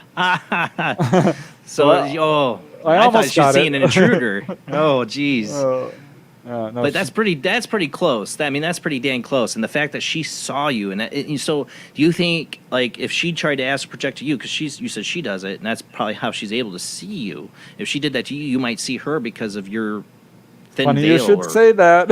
Yeah. Turnabout is fair play. And right? She did not tell me she was going to do this either. I should have expected it, because one evening I wake up, someone wakes me up, and it's her. And she is grinning from ear to ear. She's a full... I got you. full apparition right next to my bed, smiling, surrounded with this beautiful golden aura, and just grinning. I'm like, oh, it's you. Oh my God. And after that, she took me out of body, and she showed me some stuff. She took me out into the outer solar system and to the Kuiper belt, the asteroid belt. Yeah. And man, I don't think I've ever seen anything quite as beautiful as that. And I mean, in theory, you could go to any planet anywhere, right? I mean, you could literally travel the stars doing this. Yep. I mean, it sounds like you have to fly somewhere. Like you have to fly somewhere, but is speed limited? I mean, if you really want to be somewhere instantly, can you? I mean, how does that work? Yeah, Robert Monroe went to the moon. I thought, okay, I'm going to try that. Popped out of my body one evening. Usually it's early morning and it's daytime already, but sometimes you're able to do it at night. And it popped out, and I'm like, there's the moon. And I remembered, because it's easy to lose track of what's going on, and you fall back into a dream. So you have to be very, very focused. And it takes a lot of sort of focus and energy to do this. It's like riding a unicycle or something. It's kind of a good analogy, really. But I saw the moon. I'm like, okay, to the moon. Right. And I'm going along. And I'm like, gosh, it feels like I'm only going 50 or 100 miles an hour. And I'm calculating in my head. I'm like, well, this is going to take me about... a while. Yeah. I'm like, faster. And I was going faster, but not fast enough. And you can feel your consciousness running out like an hourglass, like sand in an hourglass. I only have like 5 minutes that I can do this at that time. Right. I mean, now I can do it longer. So I'm like just really concentrating, and then boom, you teleport. That's how I got to Area 51. You kind of teleport. Ooh, we gotta talk about that. We got to go. We'll hang it on that, because I want to get into the UFO subject too. You've done a lot of research. I always enjoyed your shows on that. Schoolyard Encounters too is a great book.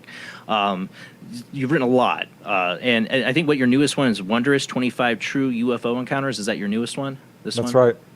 Yeah. Yep. So I'd like to talk about that too when we get back. But I have to know, if you can astral project somewhere. I mean, yeah, Area 51 would be on my top of my list with the moon. With the moon, for sure. So we're going to go to commercial break, and we will open up the phone lines. If you've had an out-of-body experience, please call in, share your experience. How does that compare to what me and our guest, Preston Dennett, have experienced? Mine have been a couple of spontaneous, but he's really taken the journey, gone down that rabbit hole. Imagine that song in your head again. No, I got the other song playing. Jefferson Airplane. If I could play that right now, that'd be great. But we will be right back, and the phone lines will be open after this short commercial break.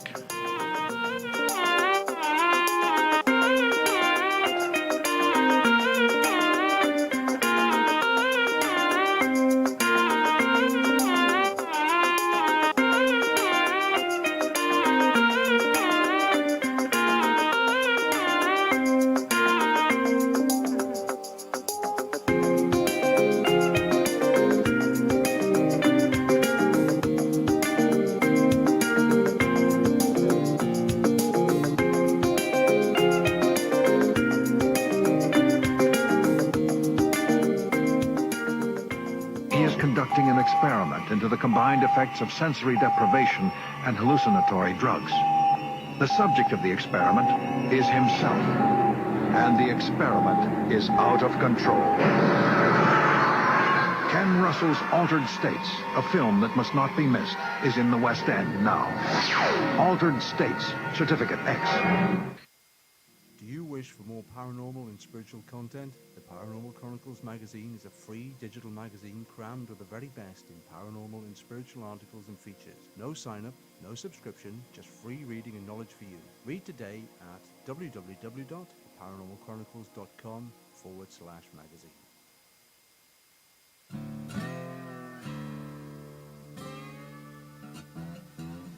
Oh, come on. I'm Southern, but... nope. That'll do. Hello, I am Kat Hobson, host of Paranormal Experience here on WBHM Digital Broadcasting out of Birmingham, Alabama. I enjoy having guests from all areas of the paranormal, from ghosts to ufology to cryptids and beyond. You'll find some of the best researchers in their fields bringing you some great information. Join me on Wednesday nights from 8 to 10 p. Eastern here on WBHM Digital Broadcasting.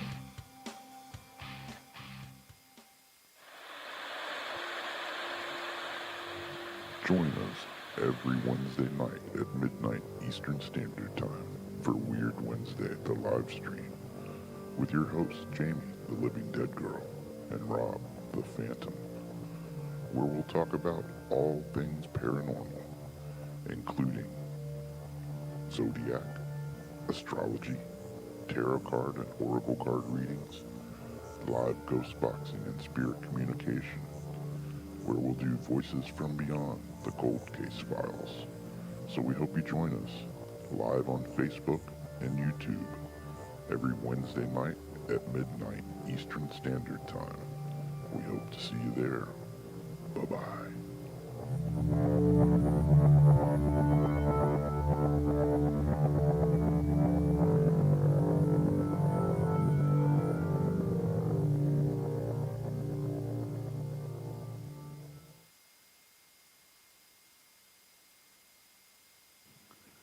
Paranormal Magazine is a new paranormal magazine based out of Denver, Colorado. Our goal isn't just to give you the best paranormal content out there, but to promote paranormal unity. We're doing this by giving everyone an opportunity to tell their stories and to share their experiences. For more information, follow us on Facebook at Paranormal Magazine and soon, ParanormalMag.com. I've Never Met a Dead Person I Didn't Like is the extraordinary travels of a young, alone, and broke psychic in the highly anticipated new book from internationally renowned psychic, medium, medical intuitive, and best-selling author Sherry Dillard. Critics have described I've Never Met a Dead Person I Didn't Like as an engrossing memoir, an empowering story of how a broken girl came to accept her psychic gift, a refreshing and fun read. I've Never Met a Dead Person I Didn't Like is available through Amazon, Kindle, Barnes & Noble, and wherever books are sold.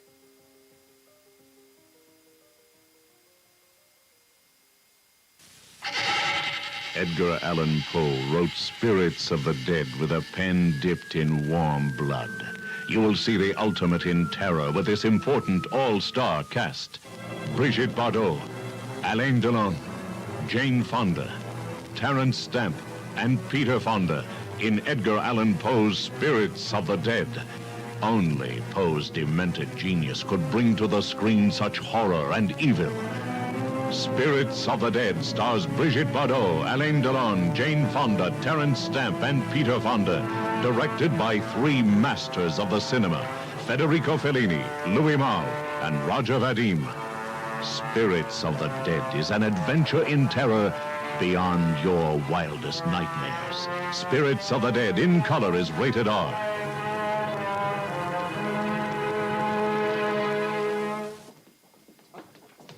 Wait a minute. Must show you this. Lickable wallpaper for nursery walls. Lick an orange. It tastes like an orange. Lick a pineapple. It tastes like a pineapple. Go ahead. Try it. I got a plum. Grandpa, this banana's fantastic. It tastes so real. Try some more. The strawberries taste like strawberries. The snozberries taste like snozberries. Snozberries? Who ever heard of a snozberry? We are the music makers, and we are the dreamers of dreams.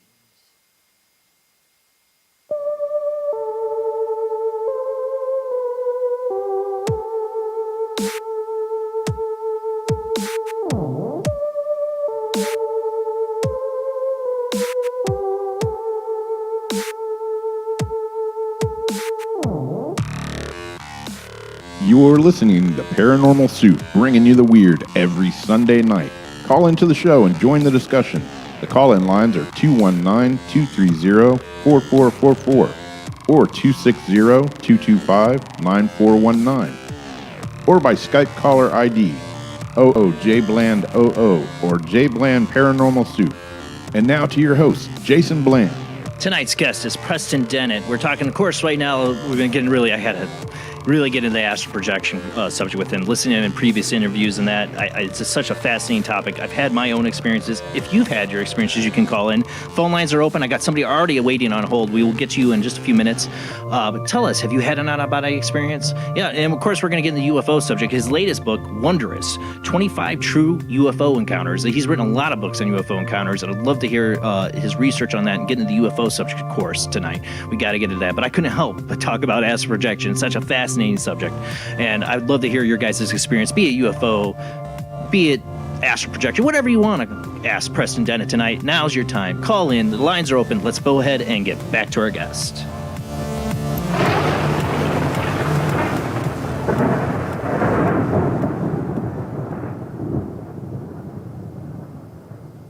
Thank you for hanging in there with us, Preston. We do have somebody waiting on the phone.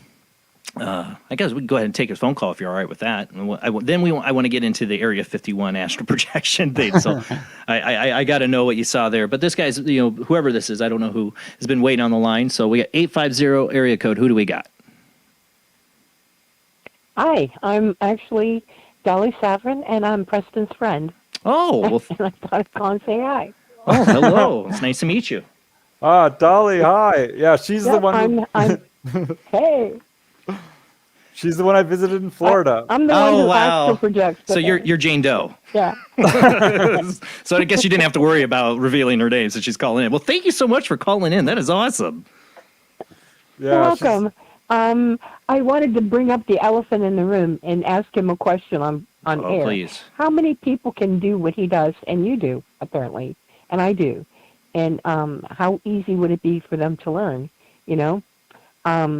I'm the first person that he's been able to run into and actually speak with back and forth. But it's been my experience that I can talk to anybody. Wow. And I think that's something that's learnable. Really? I think everybody can do that. Yeah, go ahead, Preston. Yeah, I think it is a natural human talent. As near as I can tell, this is not hard to do. Most people will have an out-of-body-like experience at some point in their life. It's one of the most common psychic experiences. And I think it does take effort. Some people are going to be more naturally attuned to it than others. Some people might have a steep learning curve. I have met my brothers and sisters on the other side, and I talked to them about this. I'm like, you're out of body right now. My brother Steven's like, yeah, I know it. I'm like, oh, you do? He's like, yeah, I know. I'm like, well, oh, are you going to remember it? He said, no. I'm like, wait, what? How could you say that if you're aware of it? You're totally aware right now? And he's like, I just don't have that ability. I'm not going to remember. I'm like, well, could you try? And he's like, well, I'm not going to be able to do it. And we got in a little argument, and he didn't remember. And the same thing with my sister. You can talk to people, and sometimes they are not even aware they're talking to you because we compartmentalize our consciousness. Right. And I am not sure how many people are doing this fully consciously. There are. The literature is pretty extensive on this.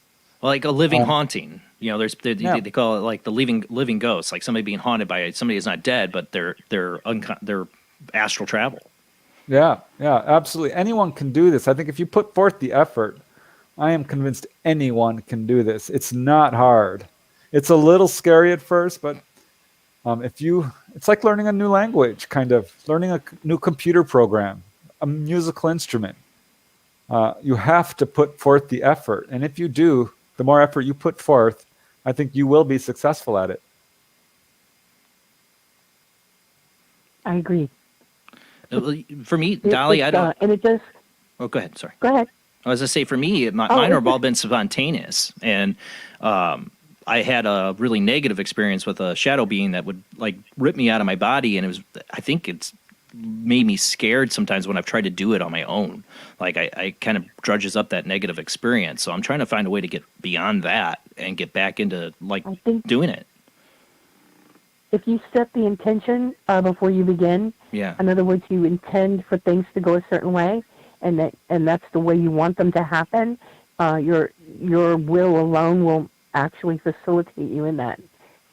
Preston's kind of got the expert on how to do that, and he's set it down in writing how to go about it. And you meditate, and I'm of the opinion that consciousness from your physical body to your astral body can be openly communicated with one another. You can remember if you want to. You just have to work at it a little. Yeah. And then suddenly you'll wake up, and you'll remember. Yep. That's been my experience anyway. It's so worth doing. It's go ahead. Yeah, it's so worth doing. I mean, I know people might think this is scary or like, oh, I can't do it. You can. You can do it, and it's worth it. Yeah. I mean, I can't encourage people enough. Give it a try. Hey, Dolly, I have to ask you. So, when you saw Preston, like, in your garage, I mean, what did he look like? He was physically there, or was it mind eye? Kind of like you knew he was there. What was it? No, I actually saw him. It surprised the heck out of me. Oh wow! He looks younger than he does now. I mean, he had a full head of hair, and he's his young self when he's projecting out, and that took me by surprise more than anything. And I was talking to somebody on the phone in the middle of the night who called me for help or something. Yeah. And I was trying to tell him I really can't deal with this right now. I freaked out. That's why I returned the favor, because I was like, okay, turn out all fair play. I'm coming. Yeah, no kidding. And yeah, and it's once you start going out of body and you work at the intention of where you want to go and what you want to do, and you do it every day or every other day, however, as much as you can, really, you begin to experience things and even learn things that will surprise you. There's a lot of information out there that you will be able to download, speak to. You'll be able to talk to your guides. I mean, there's just all kinds of incredible experiences that are in the astral realms that you're not accessing in your physical self. And then once you start going there, it's like, wow. I think it's part of, to be honest with you, I think this is something we should have all been doing all along. I think we lost the ability to do it, and it's really important that we find it. We go back to it. Look at the ancient cultures and stuff like the Nazca lines, and like, how did people see this or know these things, or draw a map of the world before they explored? Well, maybe they did it because they could astrally project and see these things. Yes, exactly. They were very, very, very in tune with who they were, what was going on around them, what the universe was, and all of that. And I think it's a shame that we are kind of separated from it right now, and lots of people would benefit just from the experience of learning to do it. It's amazing. You learn to hear the truth. People can't lie to you anymore. It's wonderful, and you reconnect with people in your life that you should have access to, like Preston and his mom. And I see my dad and my brother and stuff like that. I connect with people that I would be terribly bereft here now if I wasn't able to access them and still communicate with them. It's your really pets cool. too. Yeah, you can visit your pets. It's amazing.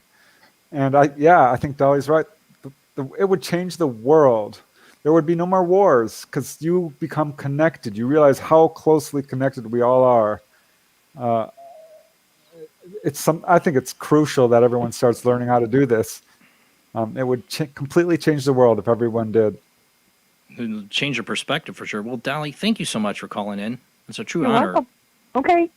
Well, have fun. And let me tell you about 51. I wasn't even brave enough to go there. So that's totally cool.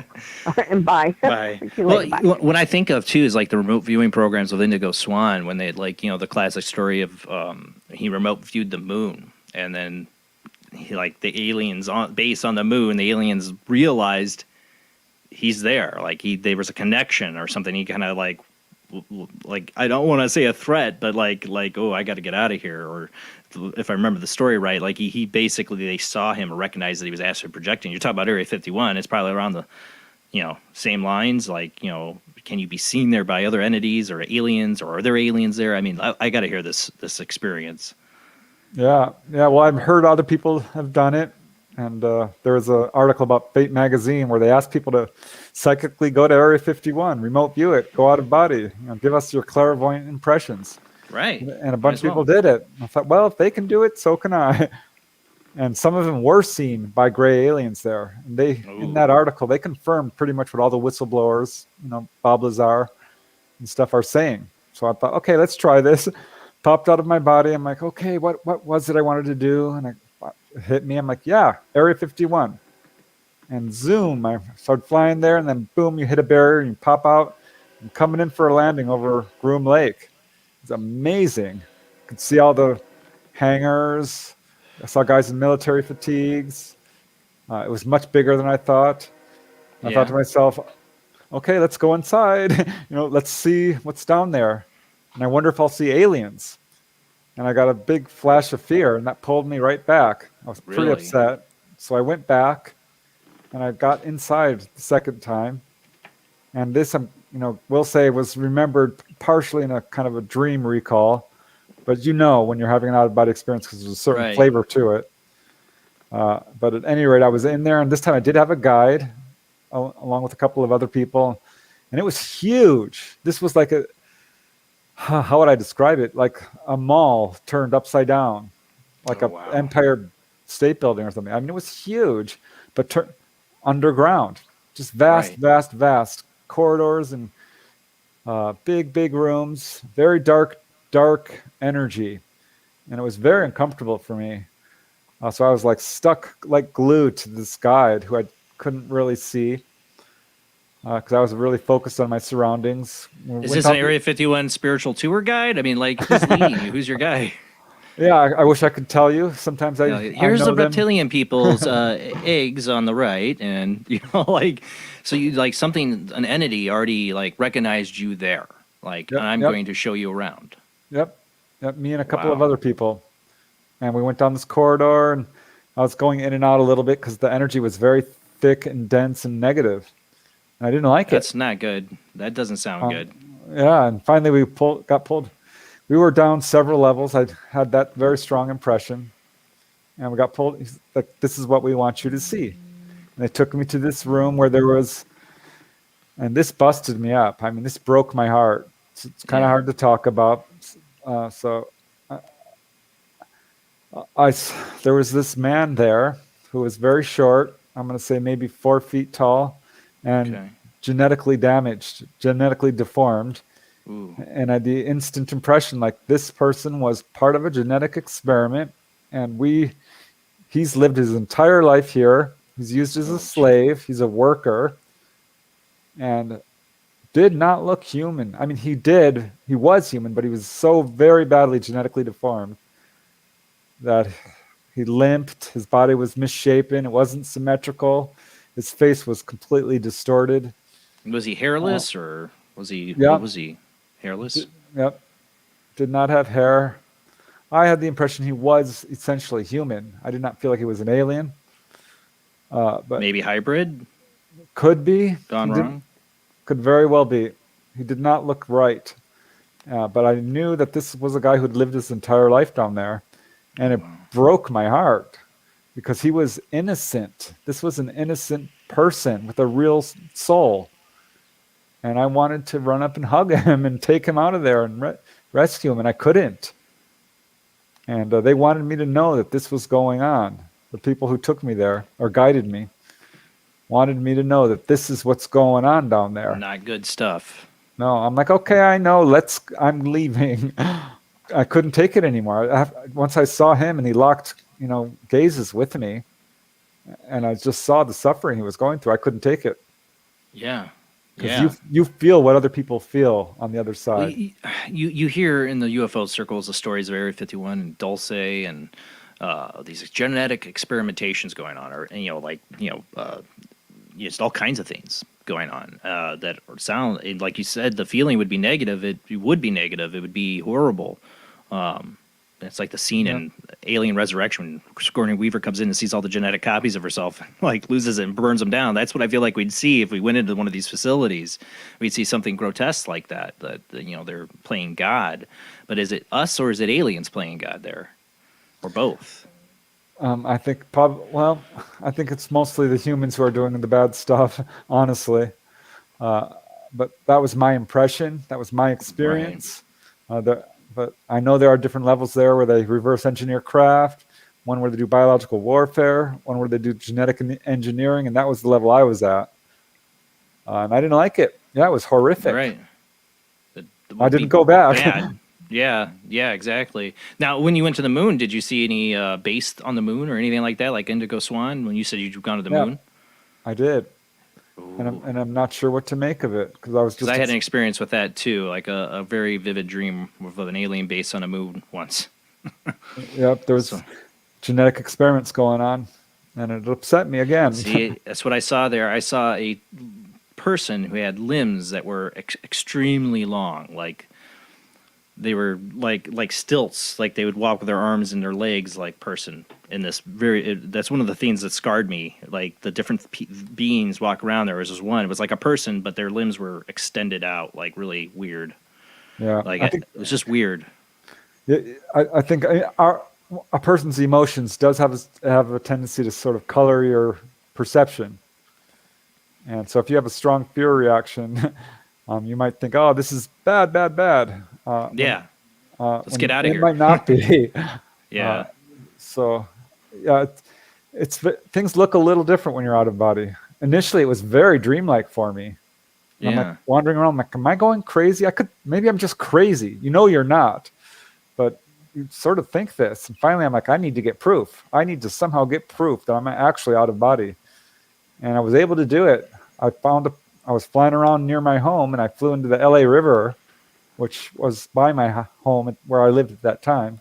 Yeah. And I'm flying along it some distance from my house, and I could see the bottom there, and it was covered with soil. I'm like, well, there's no soil in there, so obviously this is a drain. Concrete. Yeah, it's a concrete river, so I must be making this up. And I flew down and I landed on it, and I memorized it because I knew exactly where it was. I'm like, there's some water bottle, there's a faded 7-Up can. All of our pollution. And I'm like, okay. And I went back to my body, woke up. I'm like, okay, I know exactly where this is. Made myself a strong cup of French roast coffee and went off, drove off to check it out. And yep, it was exactly what I saw out of body. And I knew then and there. No way you would know that. No way. Yep. And that's it is. It's just proof right there. Now, I got a number of phone calls coming in, so I want to get to a next phone call. We got 860 area code. Who do we got? Hi, Jason. This is Azariana. How Hey. you doing? Hey, Azariana. Thanks for calling in. Good. I had a comment and I had a question for your guest, Preston. Yeah. Very nice to see you, Preston. Thank you. My comment is that thank you. When I astral travel, and I choose it now because I've been doing it for so long. Right. So, but my guides or my spiritual guides, angels, what you might call them, always tell me not to eat or drink anything that's offered when I'm when I'm there, when I'm astral traveling. And I always, I trust my guides, so I always thought that maybe if you partake in anything that they're, offering, that maybe you don't return and you have trouble, because you are in, you're astral traveling, you're wherever you are, but that's what I always, take care of when I astral travel, My question is about UFOs. I would like to start I would like to start a local group in my area for other people who maybe have been abducted, have experiences, things like that. And if maybe, do you know who could I get in contact with? Would it be you? Would it be, is there any way I could outreach to somebody on that? To start a local group? Oh, yeah. Yeah, there are several ways you could approach that. I would consider contacting MUFON, the Mutual UFO Network. You can look them up online, and they have chapters in every state, and they usually hold monthly meetings. And that would be a good place to start. Attend a local meeting and see if because a lot of the people who attend these meetings are people who have experiences. Another method you might use is going to the various Facebook groups. There's a lot of them, and put out a request, looking for people in your area who are, have similar interests in this. So that would be another way to approach it, because there are a lot of people having these experiences. It's not just a few. This is fairly widespread, as near as I can tell. So those would be, I think, two good ways to start. Because MUFON, that's how I did it. I connected with MUFON, and I was able to find a lot of people there. Stephen Greer started a whole CE5 movement, and I joined a little CE5 group here in LA, and we would go out and call UFOs down successfully a number of times. It was amazing. There are lots of groups. I would just sort of research your area online and see what you can come up with. Okay. Thank you for calling in. I'll do that. Thank you very much, and everybody have a great night. You too, Zara. Thanks, you too. Let me see. I had a question that chat room I want to get. I thought was good. To Preston, can you use your ability to find missing people? That's a good question. I mean, if you're able to do this, have you ever used it to find a missing person, or use it any kind of ability like that? I personally haven't. I know other people who have. I haven't. I remember sometimes you do get psychic impressions and stuff. Right. When the Boston bomber, remember the Boston Marathon? Yeah. When that happened, I got an instant impression. I'm like, oh, I've got a picture in my head of who did this. And I could see that it was, not someone who was visiting America, but not an American. I saw their face. I'm like, gosh, I wonder if this is true. And turned out, when he was finally caught, I'm like, ooh, that's pretty much exactly what I saw. And my impressions were correct. And I do know people who have, successfully done that. I haven't, but got a long bucket list of things I want to do. Someone asked me, ability. Have you visited Art Bell? I'm like, no, I haven't. That's a good one. That's a good one. I'd be interested to know what Art has to say on the other side, for sure. Definitely be somebody on my list of people I'd want to try to talk to. Yeah, there's all kinds of things I want to do. One thing I did do was go to visit the undersea UFO base, the Malibu Anomaly. See, I talk about this on the show a lot. I have a theory about underwater bases around South America and also Africa, where these towns have so much high abduction and UFO activity that it makes me wonder if there's an underwater base in these areas. Yeah, and I think we might have one off the Southern California coast here, because I've researched a lot of USOs. I mean, a lot. It's a huge, this area, the Santa Catalina Channel, has hundreds of cases. I've documented 150. Right. And then this I charted them all on a map. I'm like, I bet there's a base in this area, because this is a very sharply defined area where these encounters are happening. And some of them involve a lot of objects. I mean, 10, 20, 40, a couple, well over 100, 200 objects.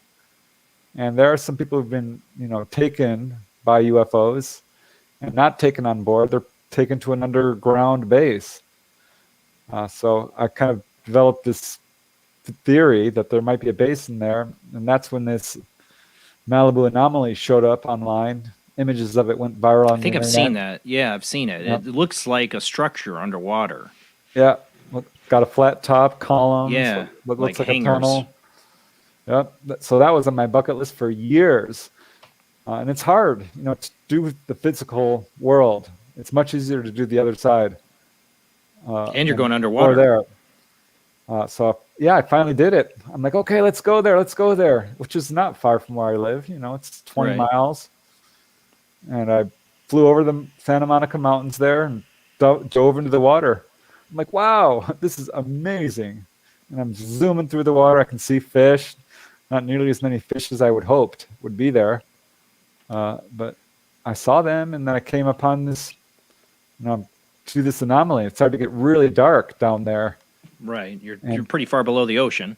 Yeah. So my sight, went away. And I was operating solely on impressions, which is not something I'm used to, but I've certainly done it.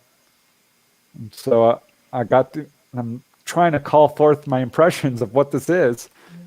And I saw a structured wall, kind of. I had the impression it was a craft, but I could see kind of like jigsawed pieces together. And that was really all I could get out of it. But I did get the very strong impression that, yep, this is not a natural formation. Right. So it was really cool in that regard, but definitely something I need to try again to get some better info on. Well, look at these military training exercises that have happened with like the Nimitz and all the UFO footage that's come out and all that stuff. It's these military training exercises out in the middle of the ocean. Who's to say a military isn't, like, let's have a military and training exercise over what we might know might be an underground alien water base and see what happens. Yeah, well, I'm sure they know about it. I've talked to a bunch of Navy guys, and I'm pretty sure it's not us. You're right. I wouldn't surprise me one bit to find out that we do ourselves have undersea bases. I'm pretty sure we do because there's some evidence of this. But I think there's alien bases alien as well. ones. But the alien ones, like the way that some of these instances have happened with the military, it seems like they stir up. It's like if you step near a hornet's nest or a bee's nest, and then the bees come out, fly around. That's what I compare to like these military exercises, and they're being swarmed by UFO. Some of them are like swarms, and it's like, did they like disturb a nest? I'm saying, is there underwater something that they're disturbing with these military exercises, and that's why they're being tracked like that? Especially if they have like nuclear weapons on board of any of these things or anything nuclear related to what makes you wonder. Oh yeah, I've talked Nuclear to a lot engines. of people. Yeah, they are watching nuclear stuff very closely. In fact, in my latest book, Wondrous, I interviewed a guy who was involved in the Malmstrom incident, where they they shut off our missiles. Yeah, that's one of the most interesting. Yeah, and this guy was there. He was there and saw the UFO hovering over the missile himself with his own eyes, and said it was big. It blocked out the stars, and it shut down the missile, which went back on with backup generator power. Well, they shut that down too, and then it went back on again with battery power, and they shut that down too. So it went through all the fail safes and shut down not just one. I mean, all of them. Almost 20. And they were all like, from Maelstrom, whatever I understood about the missiles and the way that they had, they were all independent of each other. It wasn't like one system somebody hacked into and shut them all down. All those systems were made to be independent of each other. There's, you couldn't just hack into one and shut them all down. You'd have to do it to every single one. All right. And this is in the 60s, right? Yeah, 67. That's why this whole disclosure movement is such a joke, because they're saying, oh, we're studying sightings. And like, wait a second, you already know what this is. Exactly. 100% you know it's aliens, and you can't even say the word. Oh, yeah, exactly. We've had my friend Terry Lovelace on, who's an alien abductee. And one of the first times I ever interviewed him, one of the his experiences I wanted to really get into was when he was supposed to be put under a drug-induced hypnosis by the military about his encounter. And the guy who was doing it, this colonel or whatever, this medical person, is talking, thinking Terry's out, but he's talking about like, yeah, this is common with this, like they know exactly what's happening with alien abductees. They know about the ships. This guy knows it. He knows what Terry went through. And during this, he thinks Terry's unconscious, is going to remember any of this, but what he's talking about shows that this guy knows. And if they shut down nuclear missiles, that's high priority. That goes up the highest ranks. That's the biggest concern, biggest threat right there. And tell me that none of that's in files, that the military doesn't know about that. Bull. Yeah, well, we found documents that they know about the incident, but they scoured it of any UFOs. They 100% know. Yeah, I talked to Terry Lovelace, by the way. I shared a table with him at a midnight in the desert. Yeah. And great guy. Yeah, very interesting experiences. Pretty scary, some of them actually. Yeah. It's not all alien abductees have Terry's experience, but if you do, you're gonna have a bad time. And I can't say his have been positive. No, I think what the problem is when you are woken up to this stuff, people often have initially certainly a strong fear reaction when they see something that is very different from a person. We're trained to fear. And when you have a very strong fear reaction, your initial response is, this is evil, this is bad. But I can tell you, having talked to people who have gone through this experience, often will come around and say, no, I don't think this was actually evil for me. Because when someone's taken on board, the scary part is, being physically examined by these creatures. I'll use that word because this is how people feel. But once you move past that, you get to the good stuff. And people who are taken on board and don't have a strong fear reaction are given freedom of movement. They're given warnings against nuclear proliferation, pollution. Right, that's common. Very common. They are taken to the engine room, told how to fly the ship, taught, given, put in the seat, and allowed to fly it. I tell you how the mechanics work and how the engine works. Yeah, I love all that stuff. They take you to the engine room. I mean, if you look at it objectively and you remove all your biases, it's very, very encouraging. People are physically healed. I've got 300 plus cases. The ET threat narrative is unwarranted. They are not here to take over and eat us for lunch. There's no good evidence for that. If they want to, they could. It'd be that. It's that simple. Obviously, their technology is way beyond ours. So if that's the possibility, then we're screwed. If that was the case, we're screwed. They could do it at any time. But obviously, that's not. They've been here for millennia too. Don't forget that. Yeah. And what they do is they are waking people up psychically. They are very interested in teaching people astral travel. See, I find that interesting. Hands-on healing, psychic precognition. All of this stuff is really one of their main agendas. One of the interesting experiences I've had, Terry Lovelace's Incident at Devil's Den book actually kind of woken up one experience that ties into a bunch I've had that I just ignored. Like my brain would, even though I'm interested in the paranormal, was wired to not question it or think about it. But these experiences I had that might be alien related, and one of them, I had a very vivid dream where I was taken. I was taken by aliens. I was really sick at the time. I had really bad chest congestion, like real bad. And I was a heavy smoker. I was in my 20s. And these aliens take me and literally put this like fluid into my lungs. They're trying to calm me down. I'm like choking on it. They're putting fluid in my lungs, but then they show me like telepathically what they're doing, that they're cleaning out my lungs. They're basically telling me you got to quit smoking, which it took me years more to quit. And I still vape, but they were like, you got to stop. And literally when I woke up from that chest congestion was completely gone. So I don't know. I wrote that off for years until I started reading like Terry Lovelace's book, and other instances made me think about it, but especially that book. We do have somebody waiting on hold I want to get to here. Has been waiting a while. We got Zach on the line. How you doing tonight, Zach? I'm doing pretty good, brother. How you doing? Doing good. Thanks for calling in. All right, so I just have two questions for the guest tonight. Hey, Preston, very nice to meet you, sir. You too. Hi, Zach. So my first question is related to astral travel. So I believe I have done it before, because there have been periods where I have been asleep, but then it almost feels like I'm floating. But then I get pulled back in, and immediately, like when I'm just laying flat in my bed, I'll just jump, like I just got right back into my body. But I really can't see anything because my eyes are closed. My question to you is, what are some techniques that you would recommend to me to be able to open my eyes spiritually while I'm astral projecting, so I can see my whole surroundings around me? Yeah, that's a great question. That was a tough thing for me to learn how to do, because I would pop out and I could not see. I had to learn how to see. And it's really sort of a matter of trial and error. One thing you can do is visualize. Just sort of imagine the room that you're in. Think of a color, and it will, manifest in front of you. Think of a person. Try movement. Movement will help. Try running, like imagine you're running down a path or spinning in place. Or you can even call out physically, just say clarity, clarity, clarity, clarity. That works really well. Just give a command. Improve vision. Will it. Use your willpower. You can't try opening and closing your eyes. That's tricky because it will pull you back into your body sometimes. You're thinking about your body. Yeah, don't think about your body. But yeah, just trial and error is the best way to do it. Walk through a wall. Try to get impressions of where you're at.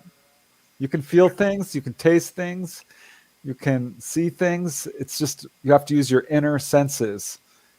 And meditation, meditate on it. It will happen. You just have to persist. Okay. And then my second question is related to UFOs. So I've heard the stories as well about different bases around the world that these beings that operate the UFOs that they may use. And the one thing that comes to mind for me is, do they need access to a water source just like we do? Because, we need water to live. So that goes into my next question is, do these beings need to be connected to a water source to be able to survive? Why or why not? Well, yeah, as near as I can tell, they do need water in the same way that we need water. There's some speculation that they use water, as a fuel source. I can't find any really good. That, but yeah, I don't have any really good firsthand information pointing towards that. But there are cases where you see them sucking water out of lakes and reservoirs and so forth.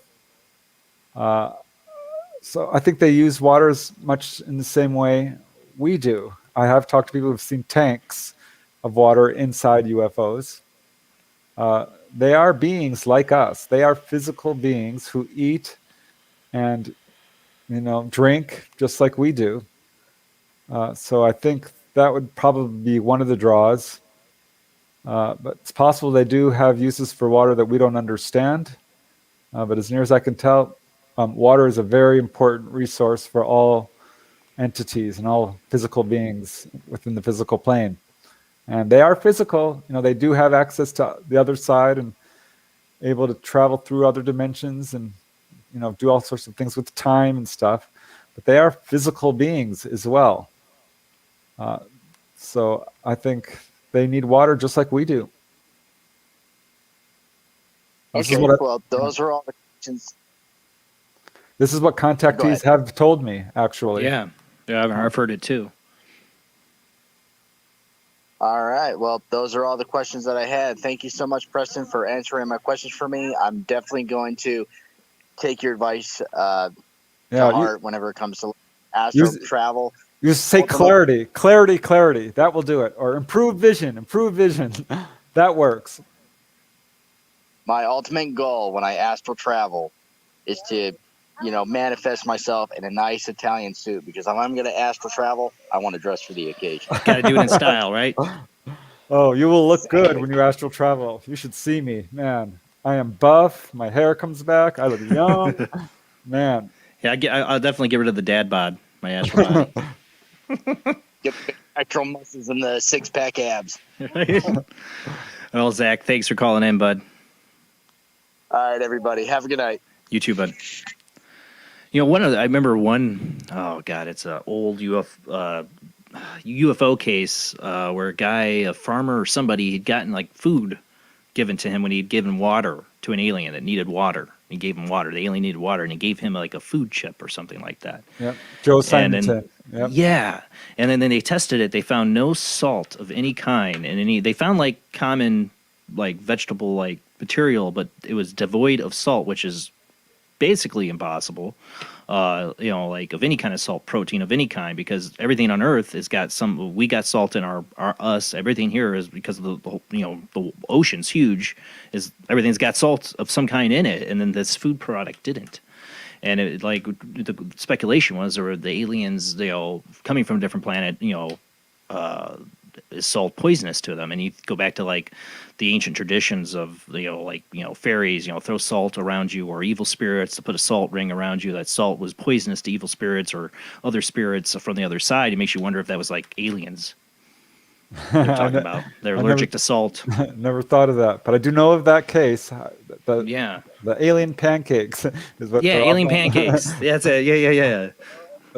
Yep. You can see pictures of him. Joe Simonton. Yep. A UFO landed in his backyard, and they gave him these little pancake things. They were studied by the FDA. Yep. That's not unusual. That's what made me think way. of it. That's Yeah. what made me think of it. He was like signaling to him. I remember, like, like I need water, or gave him like a hand signal, and the guy got him water. That's So it true. made, if they need water, there you go. That's what made me think. But then I thought about the alien pancakes, yeah, but that they didn't have no salt in them. Well, now that you mention it, there are a number of cases where they land and ask people for water. Yeah. So maybe there is something going on there. Right. I mean, that is interesting. They need water like us or any other life form, but maybe they're built differently than us. They come from another part of the planet where, like I said, salt isn't in their system. It'd be poisonous to them, or other things here. It's interesting. When people have these encounters, that's the thing. What I love about you have all these books, all these different encounters, is so many people just don't know. They have no idea how many people out there have had encounters. Tons, thousands and thousands and thousands and thousands of people over endless of times. I mean, the Bible itself could be, in its sense, its own bunch of UFO encounters. Yeah. I know some It's people that's millions, sacrilegious, actually. but yeah, millions. Oh yeah. Yeah. No, I mean, it seriously is. J. Allen Hynek, there's a quote from him saying that 1 in 40 people have had an onboard experience. And I thought 1 in 40, that's millions. That would mean I know it's millions someone. of people. Yeah, I would know It someone. means you know and someone. I do. Yeah. Yeah, Yeah, me too. But we're kind of special in that area. Why we would know somebody, but other people might, and they don't know it because who's going to talk about it? Like, oh yeah, I was on board this alien craft yesterday. Nobody. People are having these experiences. Don't tell anybody or talk about it. That's why I do this show, is to give people an open forum to talk about these things, so that there's no fear or judgment here. We can talk about it. We all have pieces of the puzzle, and I think there's so many people out there that have a piece. Yeah. They've been on a ship. They just can't tell their brother, sister, mother, father. They can't tell anybody because they're going to look at them like they're crazy. That's a challenge I give to any skeptic. I dare you to ask your family, friends, and coworkers. Ask 40 people. I think you're going to get a real shock. People you know and love have had this experience. Yeah. I know it, just being who I am, being in the paranormal. I'm honest. I don't care anymore what people think, and I tell people what I do, and I get all kinds of. I love it because I get all kinds of experiences from people I meet all the time. Like, I did have this weird experience. I mean, I've had it all, and I love it. I love being able to hear, because, like I said, they're all pieces of the puzzle. They're all experiences that lead to some idea what this reality is that we mistakenly think. We know what reality is, and I don't think we do.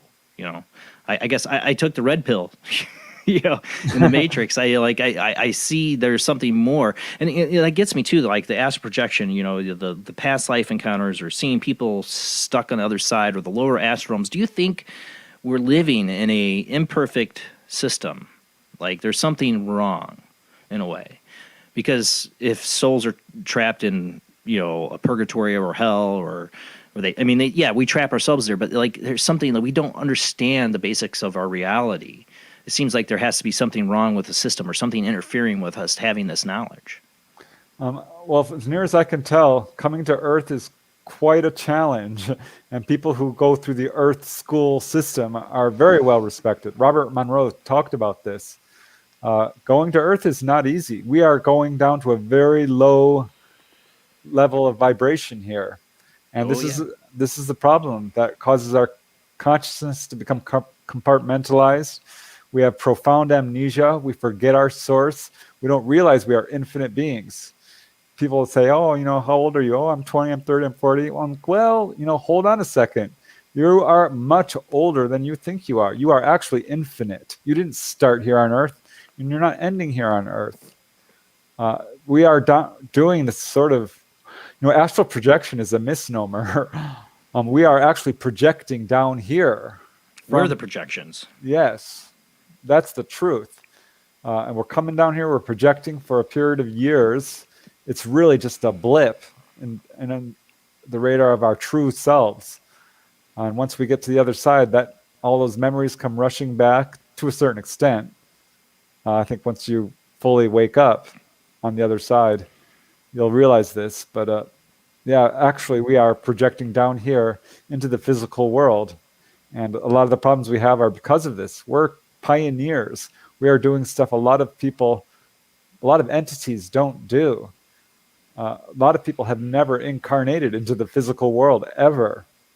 And that's what we're doing. There is a weird matrixy aspect to the whole universe, because thought rules. Consciousness is the biggest force. And on the other side, it's very apparent. Thought rules.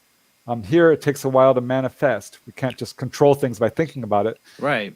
But there's that aspect to it. This universe, this physical plane is made up of sort of crystallized consciousness. If that makes any sense. No, it does to me. I always felt like one of the reasons too, I mean, this physical body and the brain, all this stuff is, in a sense, a filter to keep our soul from going crazy wild with, like, I can create whatever reality. You know, like we're learning with the body how to control, I don't want to say control our emotions, but to not let our emotions control us. Like, this is an existence to learn how to live on that other side. Exactly. Yeah.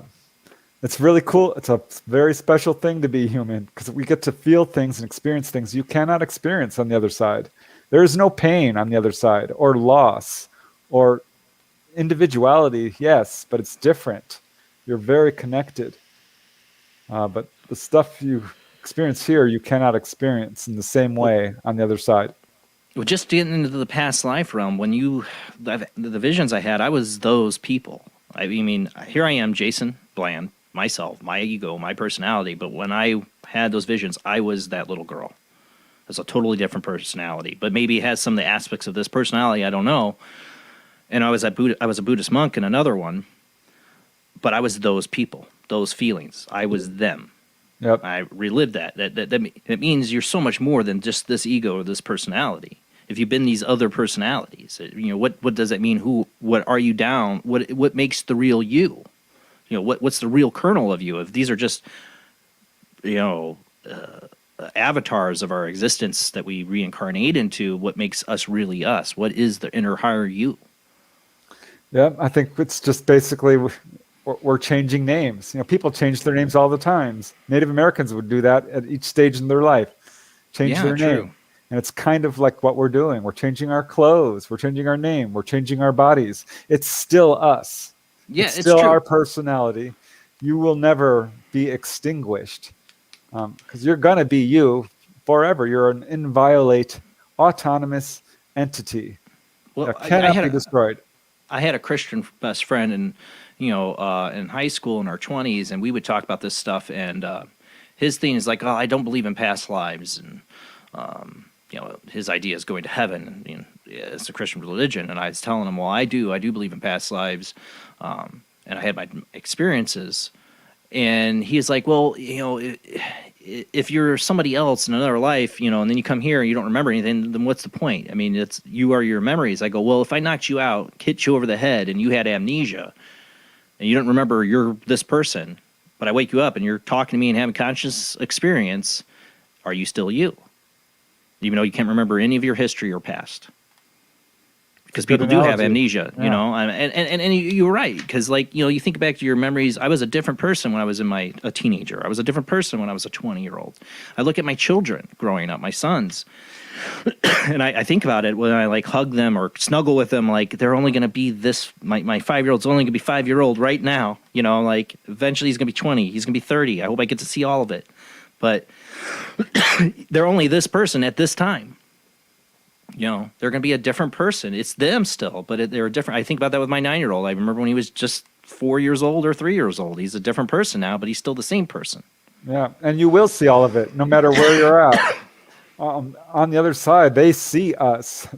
They are there with us. The other side is not far away. It's sort of interpenetrating the physical world, just at a higher vibration. It is the physical world.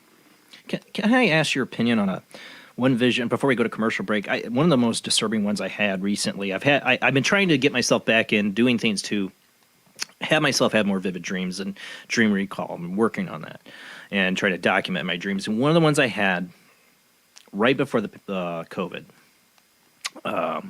that still bothers me. You ever have a dream that just bothers you? Right. Was my grandmother and my aunt, who were sisters. They both married the same brothers. They both passed away. My grandmother before my aunt, and my aunt had, it hasn't been that long ago since she passed away. It was very vivid. I remember the whole thing, very emotional. They bring me into this room. It's like behind the scenes of a party is what it felt like, but it was a they were wearing all black, like in mourning, and there's these dark curtains around us and a couch, and they bring me to the couch and they sit down, and they're just this, like, you're going to go through some tough times. That's there's no talking. It's all mental. And they put their arms around me and hug me. And I've been struggling to, like, what are they trying to tell me? It's just all I know is that, like, they're what's to come. And there's, like, a sadness there, like, I have to deal with something.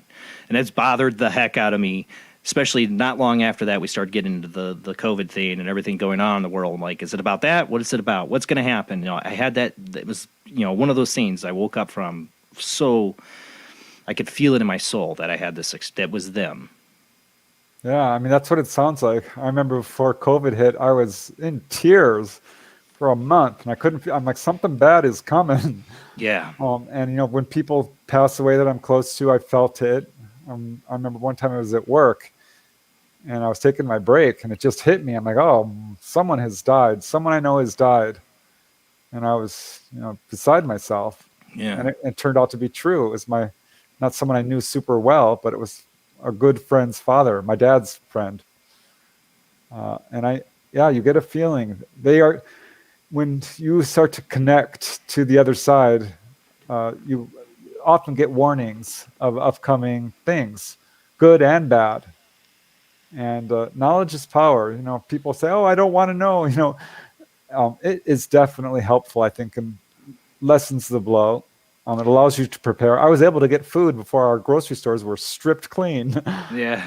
Because I saw it coming. We had toilet paper and everything stocked up. Like, me and my wife both had, like, this instinct about it. And I started drinking orange juice, like, heavily right before it started too. Like, I just got this thing where I had to start drinking orange juice right after that dream. And I guess that the main feeling I got from it is I had to stay strong, and that was it. Like, it's going to be tough, and you're going to be strong. And they gave me this big hug, and I could still feel it. I could still feel the hug. It was because I miss them both so much. And I'm, like, getting a little teary-eyed thinking about it. But, yeah, it's like they're telling me they're with me and, to stay strong. And but I'm, like, worried, like, what's going to happen? It was like, all I can say is, like I said, they were wearing all black, and there's these dark curtains around us and a couch. And, like, they wouldn't, it's like the curtains are there to stop me from seeing the horror beyond it, like, or something bad beyond these curtains. And I don't know. It's just one of those things that just stuck with me. It makes me worry. I don't know. We got to go to our last commercial break. The phone lines are going to still be open, guys, if you want to call in. And I would like to get into some more of these UFO cases. I'd love to hear some of the more ones you got in this new book, Wondrous, 25 True UFO Encounters. There's so many. Like I said, there's so many experiences people have. So many people don't even realize it. Of course, I'm hitting the wrong bumper music. That's the wrong bumper music. So many experiences people have out there, and they just don't know. They can't talk to anybody. I think this is happening so much. UFO encounters, UFO abductions. This is happening so much, and people don't realize it. I think that, like I've always said, the real true disclosure is us. People having these experiences and coming out, not feeling afraid to talk about it. That'll be the true disclosure. All right, guys, we'll be right back after the short commercial break.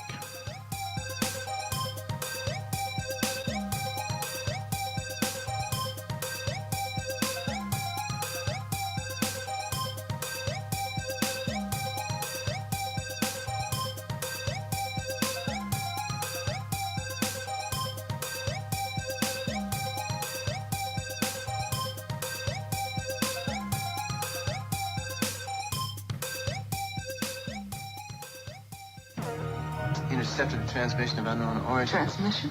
Out here? SOS. Human. Unknown. Alien. Certificate X. Exclusive engagement at the Odeon Leicester Square. Now.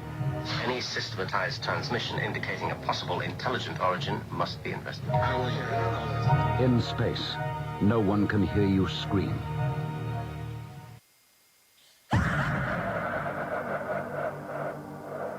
If you are interested in discovering the truth about the paranormal and want to hear from leading researchers in the field, join Justin Brown on his 3 weekly shows named My Paranormal Soapbox, Necromancer Live Show, and the Supernatural Symposium, live on Facebook, YouTube, and interfacedeath.net.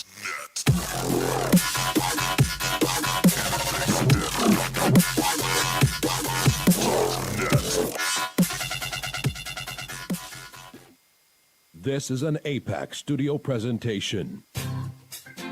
Hi, I'm Barry, owner-operator of Barry's Barometer Barn.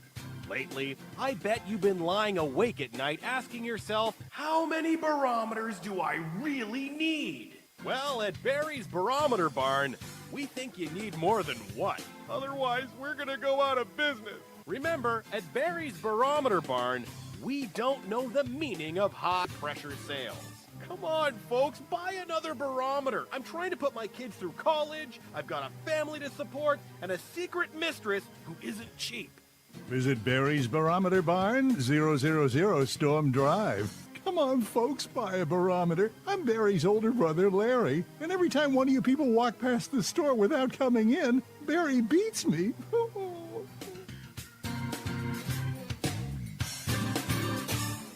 This has been a presentation from Tim Morgan's APAC Studio. For more almost professional amateur comic studio content, visit the APAC YouTube channel. Search APAC 2002. That's APAC 2002 on YouTube. When Alex Gardner is asleep, he has an extraordinary gift. The government wants it, the scientists want it, but to keep it may cost him his life. It might be better if Alex didn't sleep at all, but he cannot resist entering the dreamscape. Can you? See Dreamscape in the West End and all over London now, Certificate 15. It takes an extraordinary adventurer to enter the dreamscape. Are you intrigued by Paranormal Talk Radio? You'll love the new Paranormal Radio app from Talkstream Live. You'll find a great selection of talk shows covering UFOs, ghosts, strange phenomena, and much more. Download the Paranormal Radio app now and start listening to the very best in paranormal talk entertainment, including the network you're listening to right now, the Paranormal Radio app, free in Google Play and the iOS App Store. Join us every Wednesday night at midnight Eastern Standard Time for Weird Wednesday, the live stream, with your hosts Jamie, the Living Dead Girl, and Rob, the Phantom, where we'll talk about all things paranormal, including zodiac, astrology, tarot card and oracle card readings, live ghost boxing and spirit communication, where we'll do voices from beyond the cold case files. So we hope you join us live on Facebook and YouTube every Wednesday night at midnight Eastern Standard Time. We hope to see you there. Bye-bye.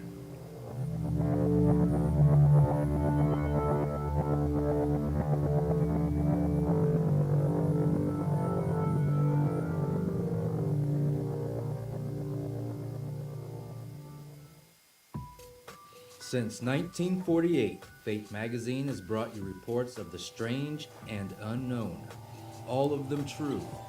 Fate Radio is carrying on that tradition, bringing you the unusual, macabre, strange, and bizarre. Join host Kat Hobson Sunday nights from 8 to 10 p.m. Eastern on WBHM Digital Broadcasting.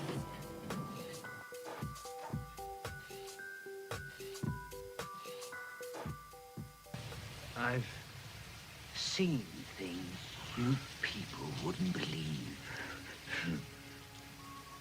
Attack ships on fire off the shoulder of Orion. I watched sea beams glitter in the dark near the 10-house gate.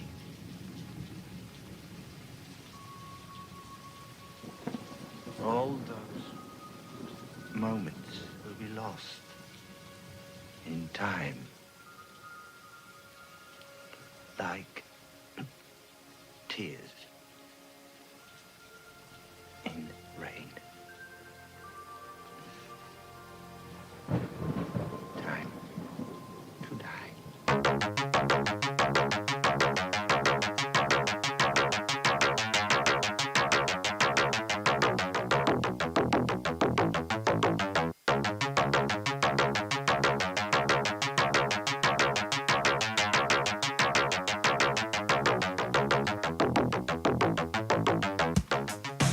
You're listening to Paranormal Soup, bringing you the weird every Sunday night. Call into the show and join the discussion.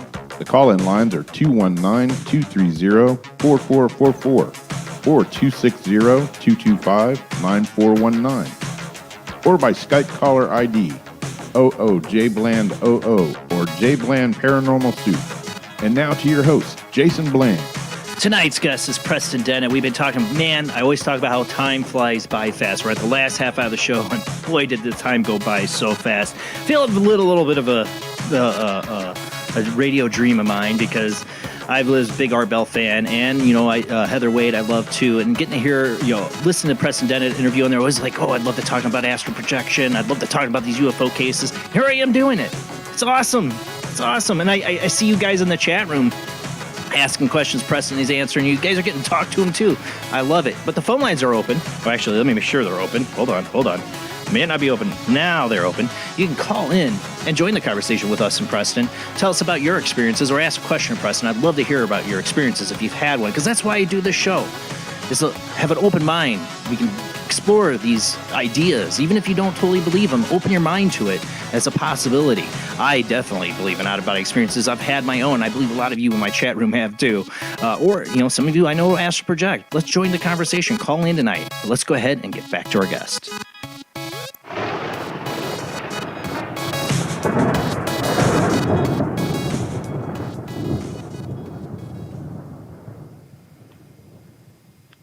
Preston, it's a true honor to have you on the show, honestly, because like I said, I've got to listen to a lot of interviews with you. I've always wanted to talk to you, especially about, I couldn't help get into the astral projection, because that's to me so fascinating.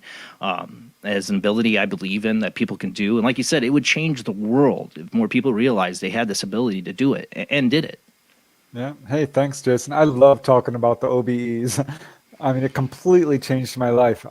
I love it so much. I wouldn't change it for anything. Right. I mean, I've thought about, one of the reasons I have a little bit of an obsession with it is I'm trying to get back into writing, and one of the main story idea that I've been thinking about writing is about a kid who's paralyzed who uses OBEs to travel because he can't leave his house. It's kind of like a secret garden kind of deal. Like he's trapped in his house, this mansion, and he uses OBEs to travel and see things. And it's an idea I've had. So I have my own personal fictional idea of it, what I want to do. But I also believe in it from my own experiences. And whenever I listen to you, I just find it so amazing, the mechanics of it. I don't know if you want to call it mechanics, but how it works and like what you can see, what you do, traveling through walls, all these experiences. And then, of course, what I love also is all your incredible knowledge of UFO cases. And that we have this book, Wondrous 25 UFO Encounters. That's your newest book out. Do you want to talk, before we run out of time a little bit, I do want to talk about some of the other cases you have in this book. What are you featuring in this newest book, case-wise? Oh, all kinds of stuff. People who've had onboard encounters, one interesting USO account, some interesting sightings where people had telepathic contact, some face-to-face encounters, a couple of military whistleblower stories. Really? That I've been sitting on for a while. So really, I think this book, I really want to give people a broad spectrum of cases that would give them a really good understanding of the UFO phenomena, but cases that sort of contribute to our understanding of UFOs in general. Something new, something different, something unique. Yeah. Well, one of the things as you talk about the telepathy and stuff like that, me and Terry Lovelace have talked about this, is that there's so many similarities between alien abduction encounters with aliens and people's afterlife or near-death experiences. The way that they communicate, and it just seems so similar to what the way the aliens are. Yeah, in some ways, being taken on board a UFO is like having a near-death experience. Yeah, it is. And they're communicating with you telepathically, just like somebody on the other side is. Yeah, there's a lot of similarities. Definitely. It's a very enlightening experience. A person is transformed by it. With a near-death experience, people often come away with very profound psychic abilities. And that's certainly true with an onboard UFO encounter. It's one of the things that ETs will work on with a person, is waking them up. I think it's good news for humanity. I know there's a lot of scary stories, and some people do have negative encounters for sure. I'm not going to discount that for a second. But I don't get a whole lot of them. And what I often see is people are transformed for the better. And I don't get accounts of what I would call outright sadism or torture. No. Where each are trying to hurt or trying to scare people. That's not their agenda. It can be very scary at first, but ultimately it's really good for these people who are having repeated experiences. They benefit in many ways from it. Well, you have to think, though, I mean, the one possibility that comes up in this realm is that there's also aliens that probably aren't as good. I mean, there's jerk humans, and there's probably some jerk aliens, too, right? I mean, there's got to be some negative ones out there, too. Yeah, their behavior falls under the same umbrella as human behavior. What they're doing is largely what we would do. And I absolutely do know of people who've had negative encounters, and they're not happy. And my heart goes out to them. But even some of them, I think, just have a lot of fear surrounding this experience. I've talked to people who've had the same exact experience in its particulars, and they have very different interpretations of it. It's their perspective, their mind, how they interpret it. But for people that are abducted to come back with like bruises and marks, and it feels very physical, and things are happening, and they have even PTSD from it. It does make your, well, damn those aliens, screw those aliens. They should be taking those people. That's the general thought. They're taken against their will. But we tag and bag animals all the time. This is a similar scenario. Yeah, and what we found is people who have actually, explored their encounters in depth, whether it's through hypnosis or not, realize that no, this wasn't an involuntary kidnapping at all. They agreed to this. Right, we've heard this. Yeah, Barbara Lamb talks about this. Dolores Cannon, the people who have really looked into the onboard UFO encounter. When I first got involved in this field, I'm like, oh, this is terrible. Right. They are kidnapping people and doing these horrific medical experiments on them. Right. Nope. There's a very strong fear narrative that's put forth by the media, who loves a lurid, scary story. Anything fear-wise, fear sells. Fear and sex, man. And if the media is going to go, they're going to go right down that path. And a lot of people have very positive experiences, and they're not talking. They're afraid of ridicule. Right, that's what I'm saying. That's what I'm saying. I think how many people are having. See, I wonder too. I mean, if there's this presence of aliens, they're trying to warn people. You hear so many times of alien abductees saying, "I was shown the planet being destroyed, or no nuclear destruction, or by pollution, or all these things." If the aliens really want to get the message across, go grab the general in charge of the nukes, or you wonder how many people like with the military, right? Exactly, and they're not going to talk about it. But you wonder how much of that's happening. It's a lot, and this is why there is sort of a grassroots movement. There's one lady in the book who had grays. She woke up, grays are completely surrounding her bed. And she did not have a strong fear reaction. She's like, oh, these look like grays. She's seen them on TV, images of them. And she's like, oh, wow, look at. And they said, well, we need to examine you. We're on a mission. And they held this little wand-like device. They're like, hold your arm up. And they examined her whole body.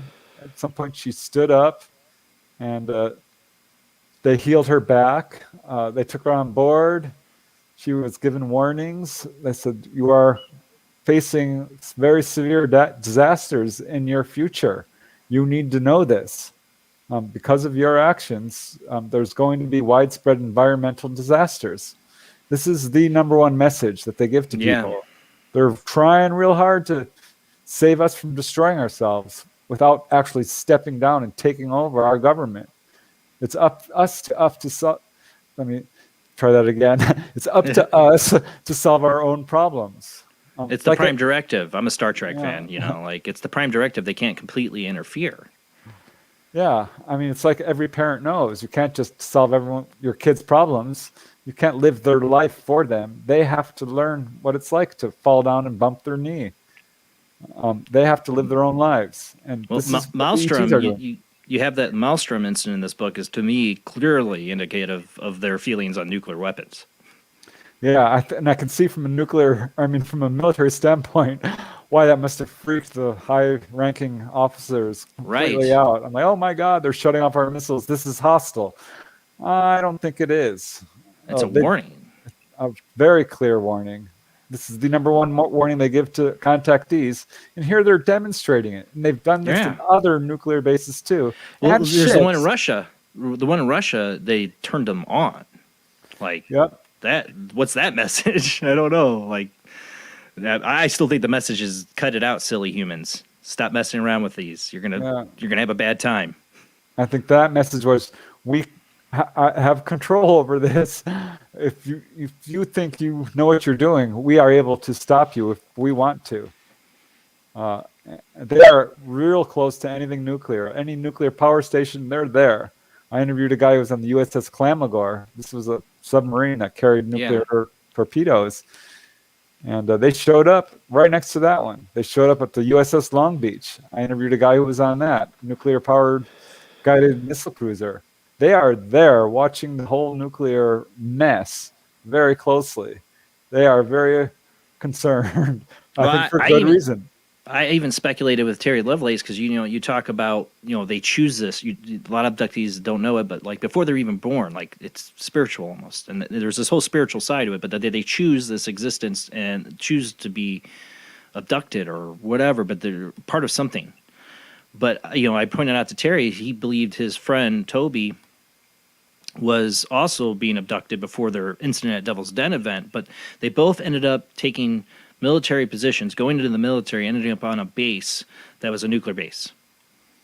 Yep. It's like, who's this, say that some of these abductees they don't know, but they're information collectors and put on jobs near nuclear bases. You wonder how many people working on nuclear bases are alien abductees. A lot. I've noticed that with contactees, quite a number of them have military in their family. And this could be coincidence because, a lot of people have military in their family. Right. But military intelligence? I don't know. There's definitely a pattern there. Or, like I said, people that are working on a nuclear base, if they're an abductee. I mean, this would be the government's thought about, like, how many people that we have staffed in these bases in highly classified areas are giving information to aliens because they're abductees. Yeah. Yeah, they know exactly what's going on. These guys, these ETs, are on top of everything. So I think they are running the world in more ways than we know. They're not running the world, but are certainly, aware of what's going on and doing their best to influence us in a positive direction. Well, a military mind would look at it in an aggressive way. Well, these are sleeper cell agents, these abductees. They're hidden soldiers for the, Nick Redfern brought this up when I had him on the show about one of his books, an encounter a young man had where he was being told by these government agents that picked him up that, we have to be careful because you could be, basically you're like a sleeper cell as an alien abductee. Or a fifth column, That's fear-based thinking. Right. It really That's is. how the military will react to it. That's exactly how the military will react to these scenarios and this concept of people being taken and are part of some grander scheme. And the military would look at it as a threat assessment of these are sleeper cells. These are and that makes me now the next question: how many people are they tracking? They know are abductees, and what are they doing about it? Yeah, probably no good. I think the military is doing their best to track the whole abduct. I know people who are contactees who are constantly under surveillance, constantly, 24/7. This is a problem. Right. And the ETs are baffled as to our mindset of how, killing each other, that makes zero sense to them because it makes zero sense. It's not helpful to anyone to go to war, to kill each other. I think this puzzles them, and this is why they're very much studying our emotions, trying to figure out why are we so warlike, why are we so aggressive, why are we so fear-based? Because they're not. If you talk to the abductees who are woke, who are having fully conscious experiences, they will tell you this. They're not here to take over. The experience I had, like Terry Lovelace awakened experience I had, mine wasn't negative like his. It was on a camping trip. That's right. I kind of connected the two. But what I can remember of if I was taken, if this memory is not just some crazy dream, I wasn't afraid. And they did not have harm on me. But I did have this feeling like, oh, I've been caught. Like they found me. Like or something like that. But I wasn't afraid. And only time I think I've had an experience, I had one very vivid dream where I felt like I was awake. I woke up and there was a gray alien next to my bed and it touched me. And I did not like that feeling. And next thing you know, I'm up out of my bed and it's gone. I didn't feel like I woke up, but I wrote it off as a dream, a nightmare. But it was like it was there and it wasn't. I was awake the whole time. Well, they're aware that people do often have a lot of fear. And so they will approach people in a dream state, contact them that way, and do all they can to reduce a person's fear level. I remember Whitley Strieber talked about how he woke up on board a UFO, and the ET said to him, "Why are you screaming? How can we stop you from screaming?" Yeah. And Whitley said, "You can let me smell you." And that seemed to work. They are very baffled by our absolute terror of anything different. Well, I mean, if you're taken aboard, you wake up on board a ship, and they should give us some room to be scared. I mean, I'm just saying, if you're taken in that experience, you don't understand what's going on, you're going to be scared. You're going to be scared. I mean, that's just human reaction. They don't understand that, but that is human reaction. I would be. Now, my experience, like I said, I felt like I was really, it's the one on the camping trip is still like blurry to me, but the motion and the feel of it's there. And I'm like, I feel like a lot of it's blocked in my mind, but I wasn't scared. And that's what I told Terry, like, my experience wasn't like Incident Devil's Den. Not only was he frightened and everything, but they had physical ailment, sick, almost died from their experience, So I think people are having all kinds of encounters. A lot of them are very positive and they just don't tell anybody, but there's also the negative ones. And that makes me think that there is some kind of alien presence that's good, really good. That's hopefully keeping things in check. But there's also something that's maybe not so good and not up to doing what they're supposed to. And it's government. That's what it is. I mean, I'm telling you, this is what I'm hearing from contactees. They're like, no, the ETs are not evil. They do not hurt people. And I'm like, well, I'm not so sure about that because, this person has a negative experience. And you look into it. Like the MyLab thing. It's a military alien cooperation thing. This is a big problem. That does happen. So we have to be really careful when we investigate this. And if you're having experiences, really try to be objective, look into it, step back. Are you consumed with fear? Why? What exactly happened to you? Could it be government?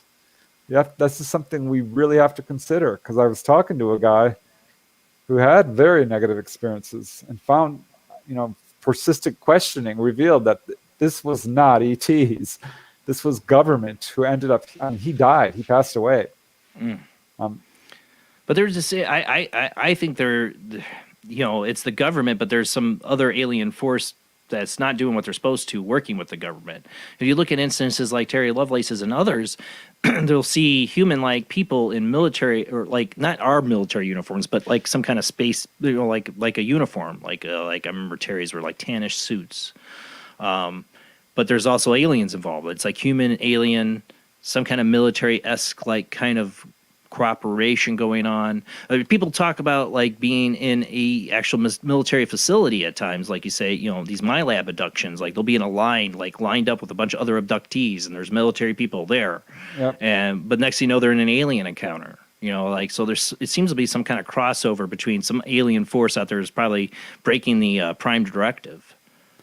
Possibly. I'm still trying to unravel it, but it's starting to look to me like there is an evil force in this planet. I mean, we can see it in action due to the divisiveness, the unequal distribution of wealth, the corruption, and all the horrible things that are going on our planet. Who is responsible for it? Who do you think? Is it the ETs who have been around for millennia? Or is it a government who is clearly oppressing and suppressing people in every corner, on every opportunity? I think I think there's still a lot of mystery surrounding this stuff, but the more research I do, the more I'm really beginning to scratch my head. I'm like, there's an enormous amount of disinformation just saturating us to make ETs look bad, and I'm not so sure they are. And I don't want to be a goody saying, they're all our space brothers. I'm not entirely convinced they are, but I can tell you some contactees get very upset when people are talking and they're like, that is just not true. There was a series of cases down in Brazil, Colares, Brazil, which were we talk about Brazil a lot. Yes, they were very negative. Very negative. Like attacked. People were attacked by laser beams, basically, or X-ray beams. Yeah. Now there's some good information. That was not ET at all. Military. They are putting forth an ET threat narrative, and they're very, like Project very Blue clever. Beam kind of thing. Yeah. Remember, they've got a black budget, a lot of money. Yeah. They're not good guys. You cannot trust them. They've lied from day one, especially with this subject. They're still lying. Oh, yeah. Well, what I said about this whole disclosure thing when it came out, their 9-page little report, whatever, I said basically in so many words, they're like, we don't know what they are. We're looking into it. We need more money. Like, they're a threat. Give us more money. Yeah. Oh, we're beginning to study sightings. I'm like, shut up. Yeah, we need budget. We need money. We can't discover these aliens if you don't give us more money. Yeah. Meanwhile, right behind the curtain is the Roswell craft, bunch of alien bodies. I mean, I still think Wright-Patterson right there. I mean, we've had that military base there forever. It's still got a Hangar 18 with the stuff from Roswell in it. It's still there. Phil, they're neck deep in it. They have the technology. They have healing technology. They have anti-gravity technology. They have free energy technology. Free energy right there. That screws the pooch for a lot of billionaires, right? Exactly. And this is sort of the driving force behind the cover-up. But disclosure will happen, whether they want it to or not.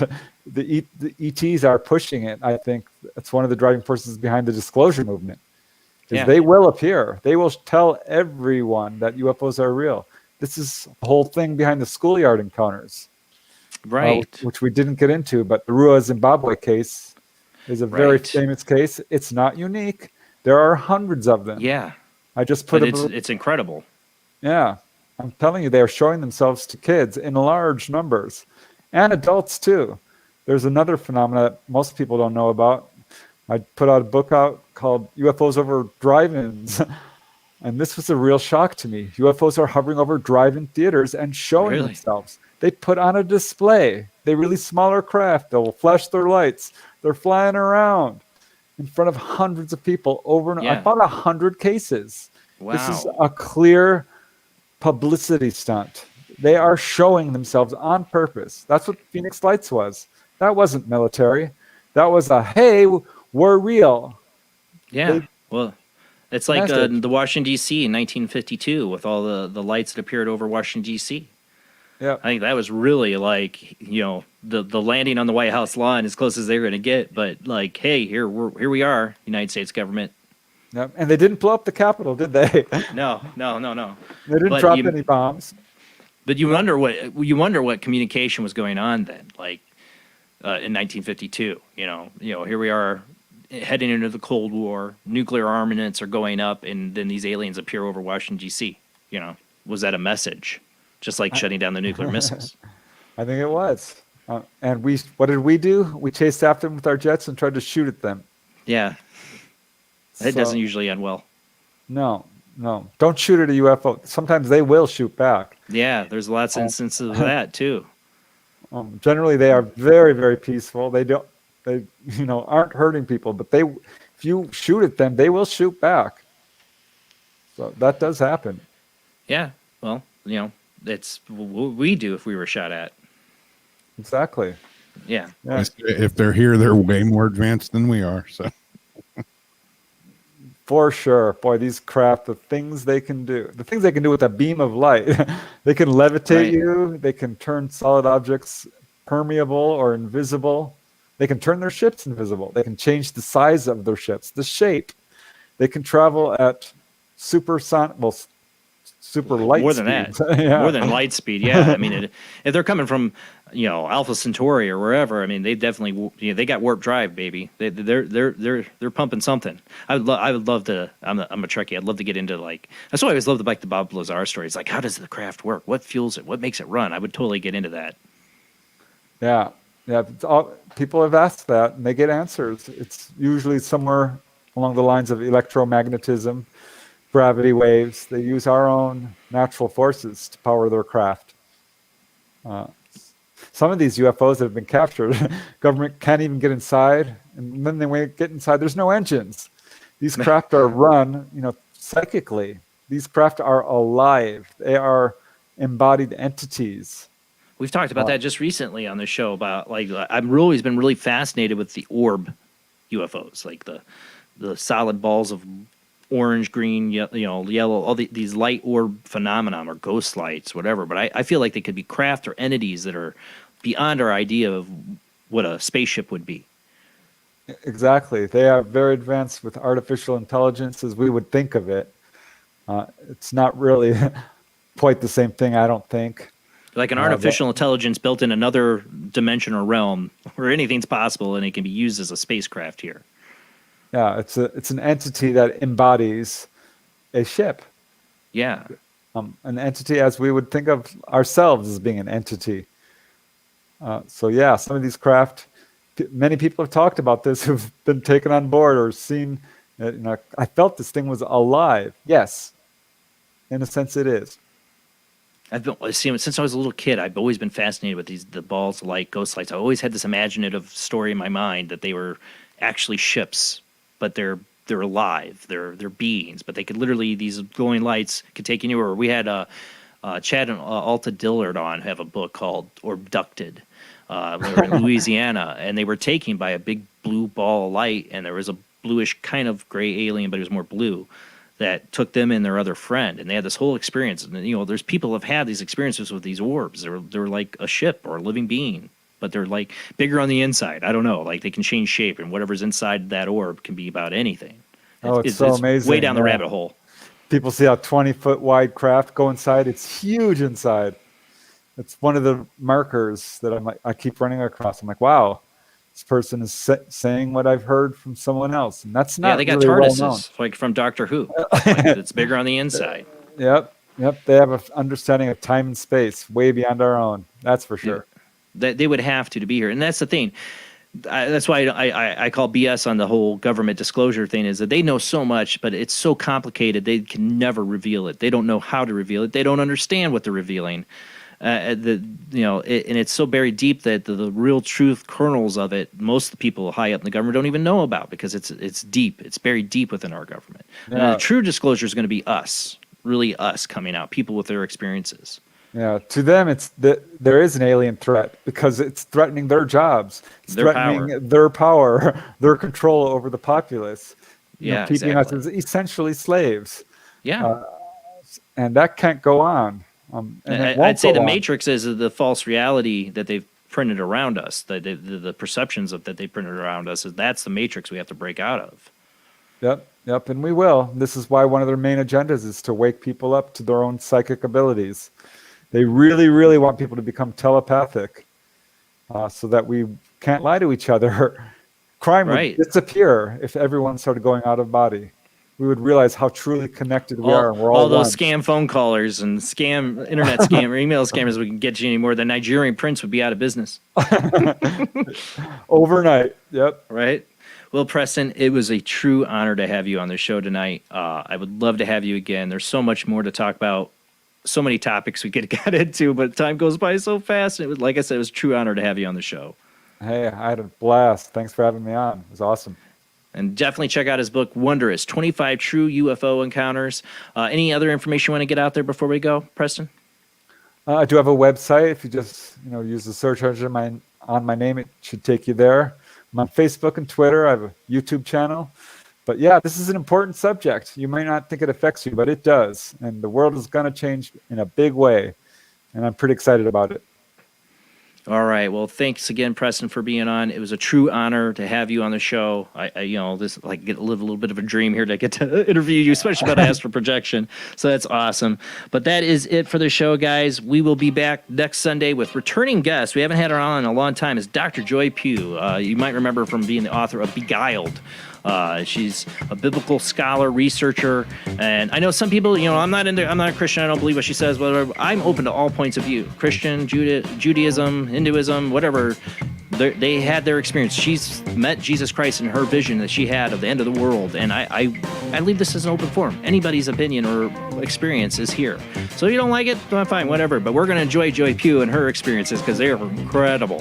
When we come back next week, same bad time, same bad channel, 10 p.m. to 1 a.m. Central, 11 p.m. to 2 a.m. Eastern, and 8 p.m. to 11 p.m. Pacific time. Check us on Facebook, YouTube, and Twitch.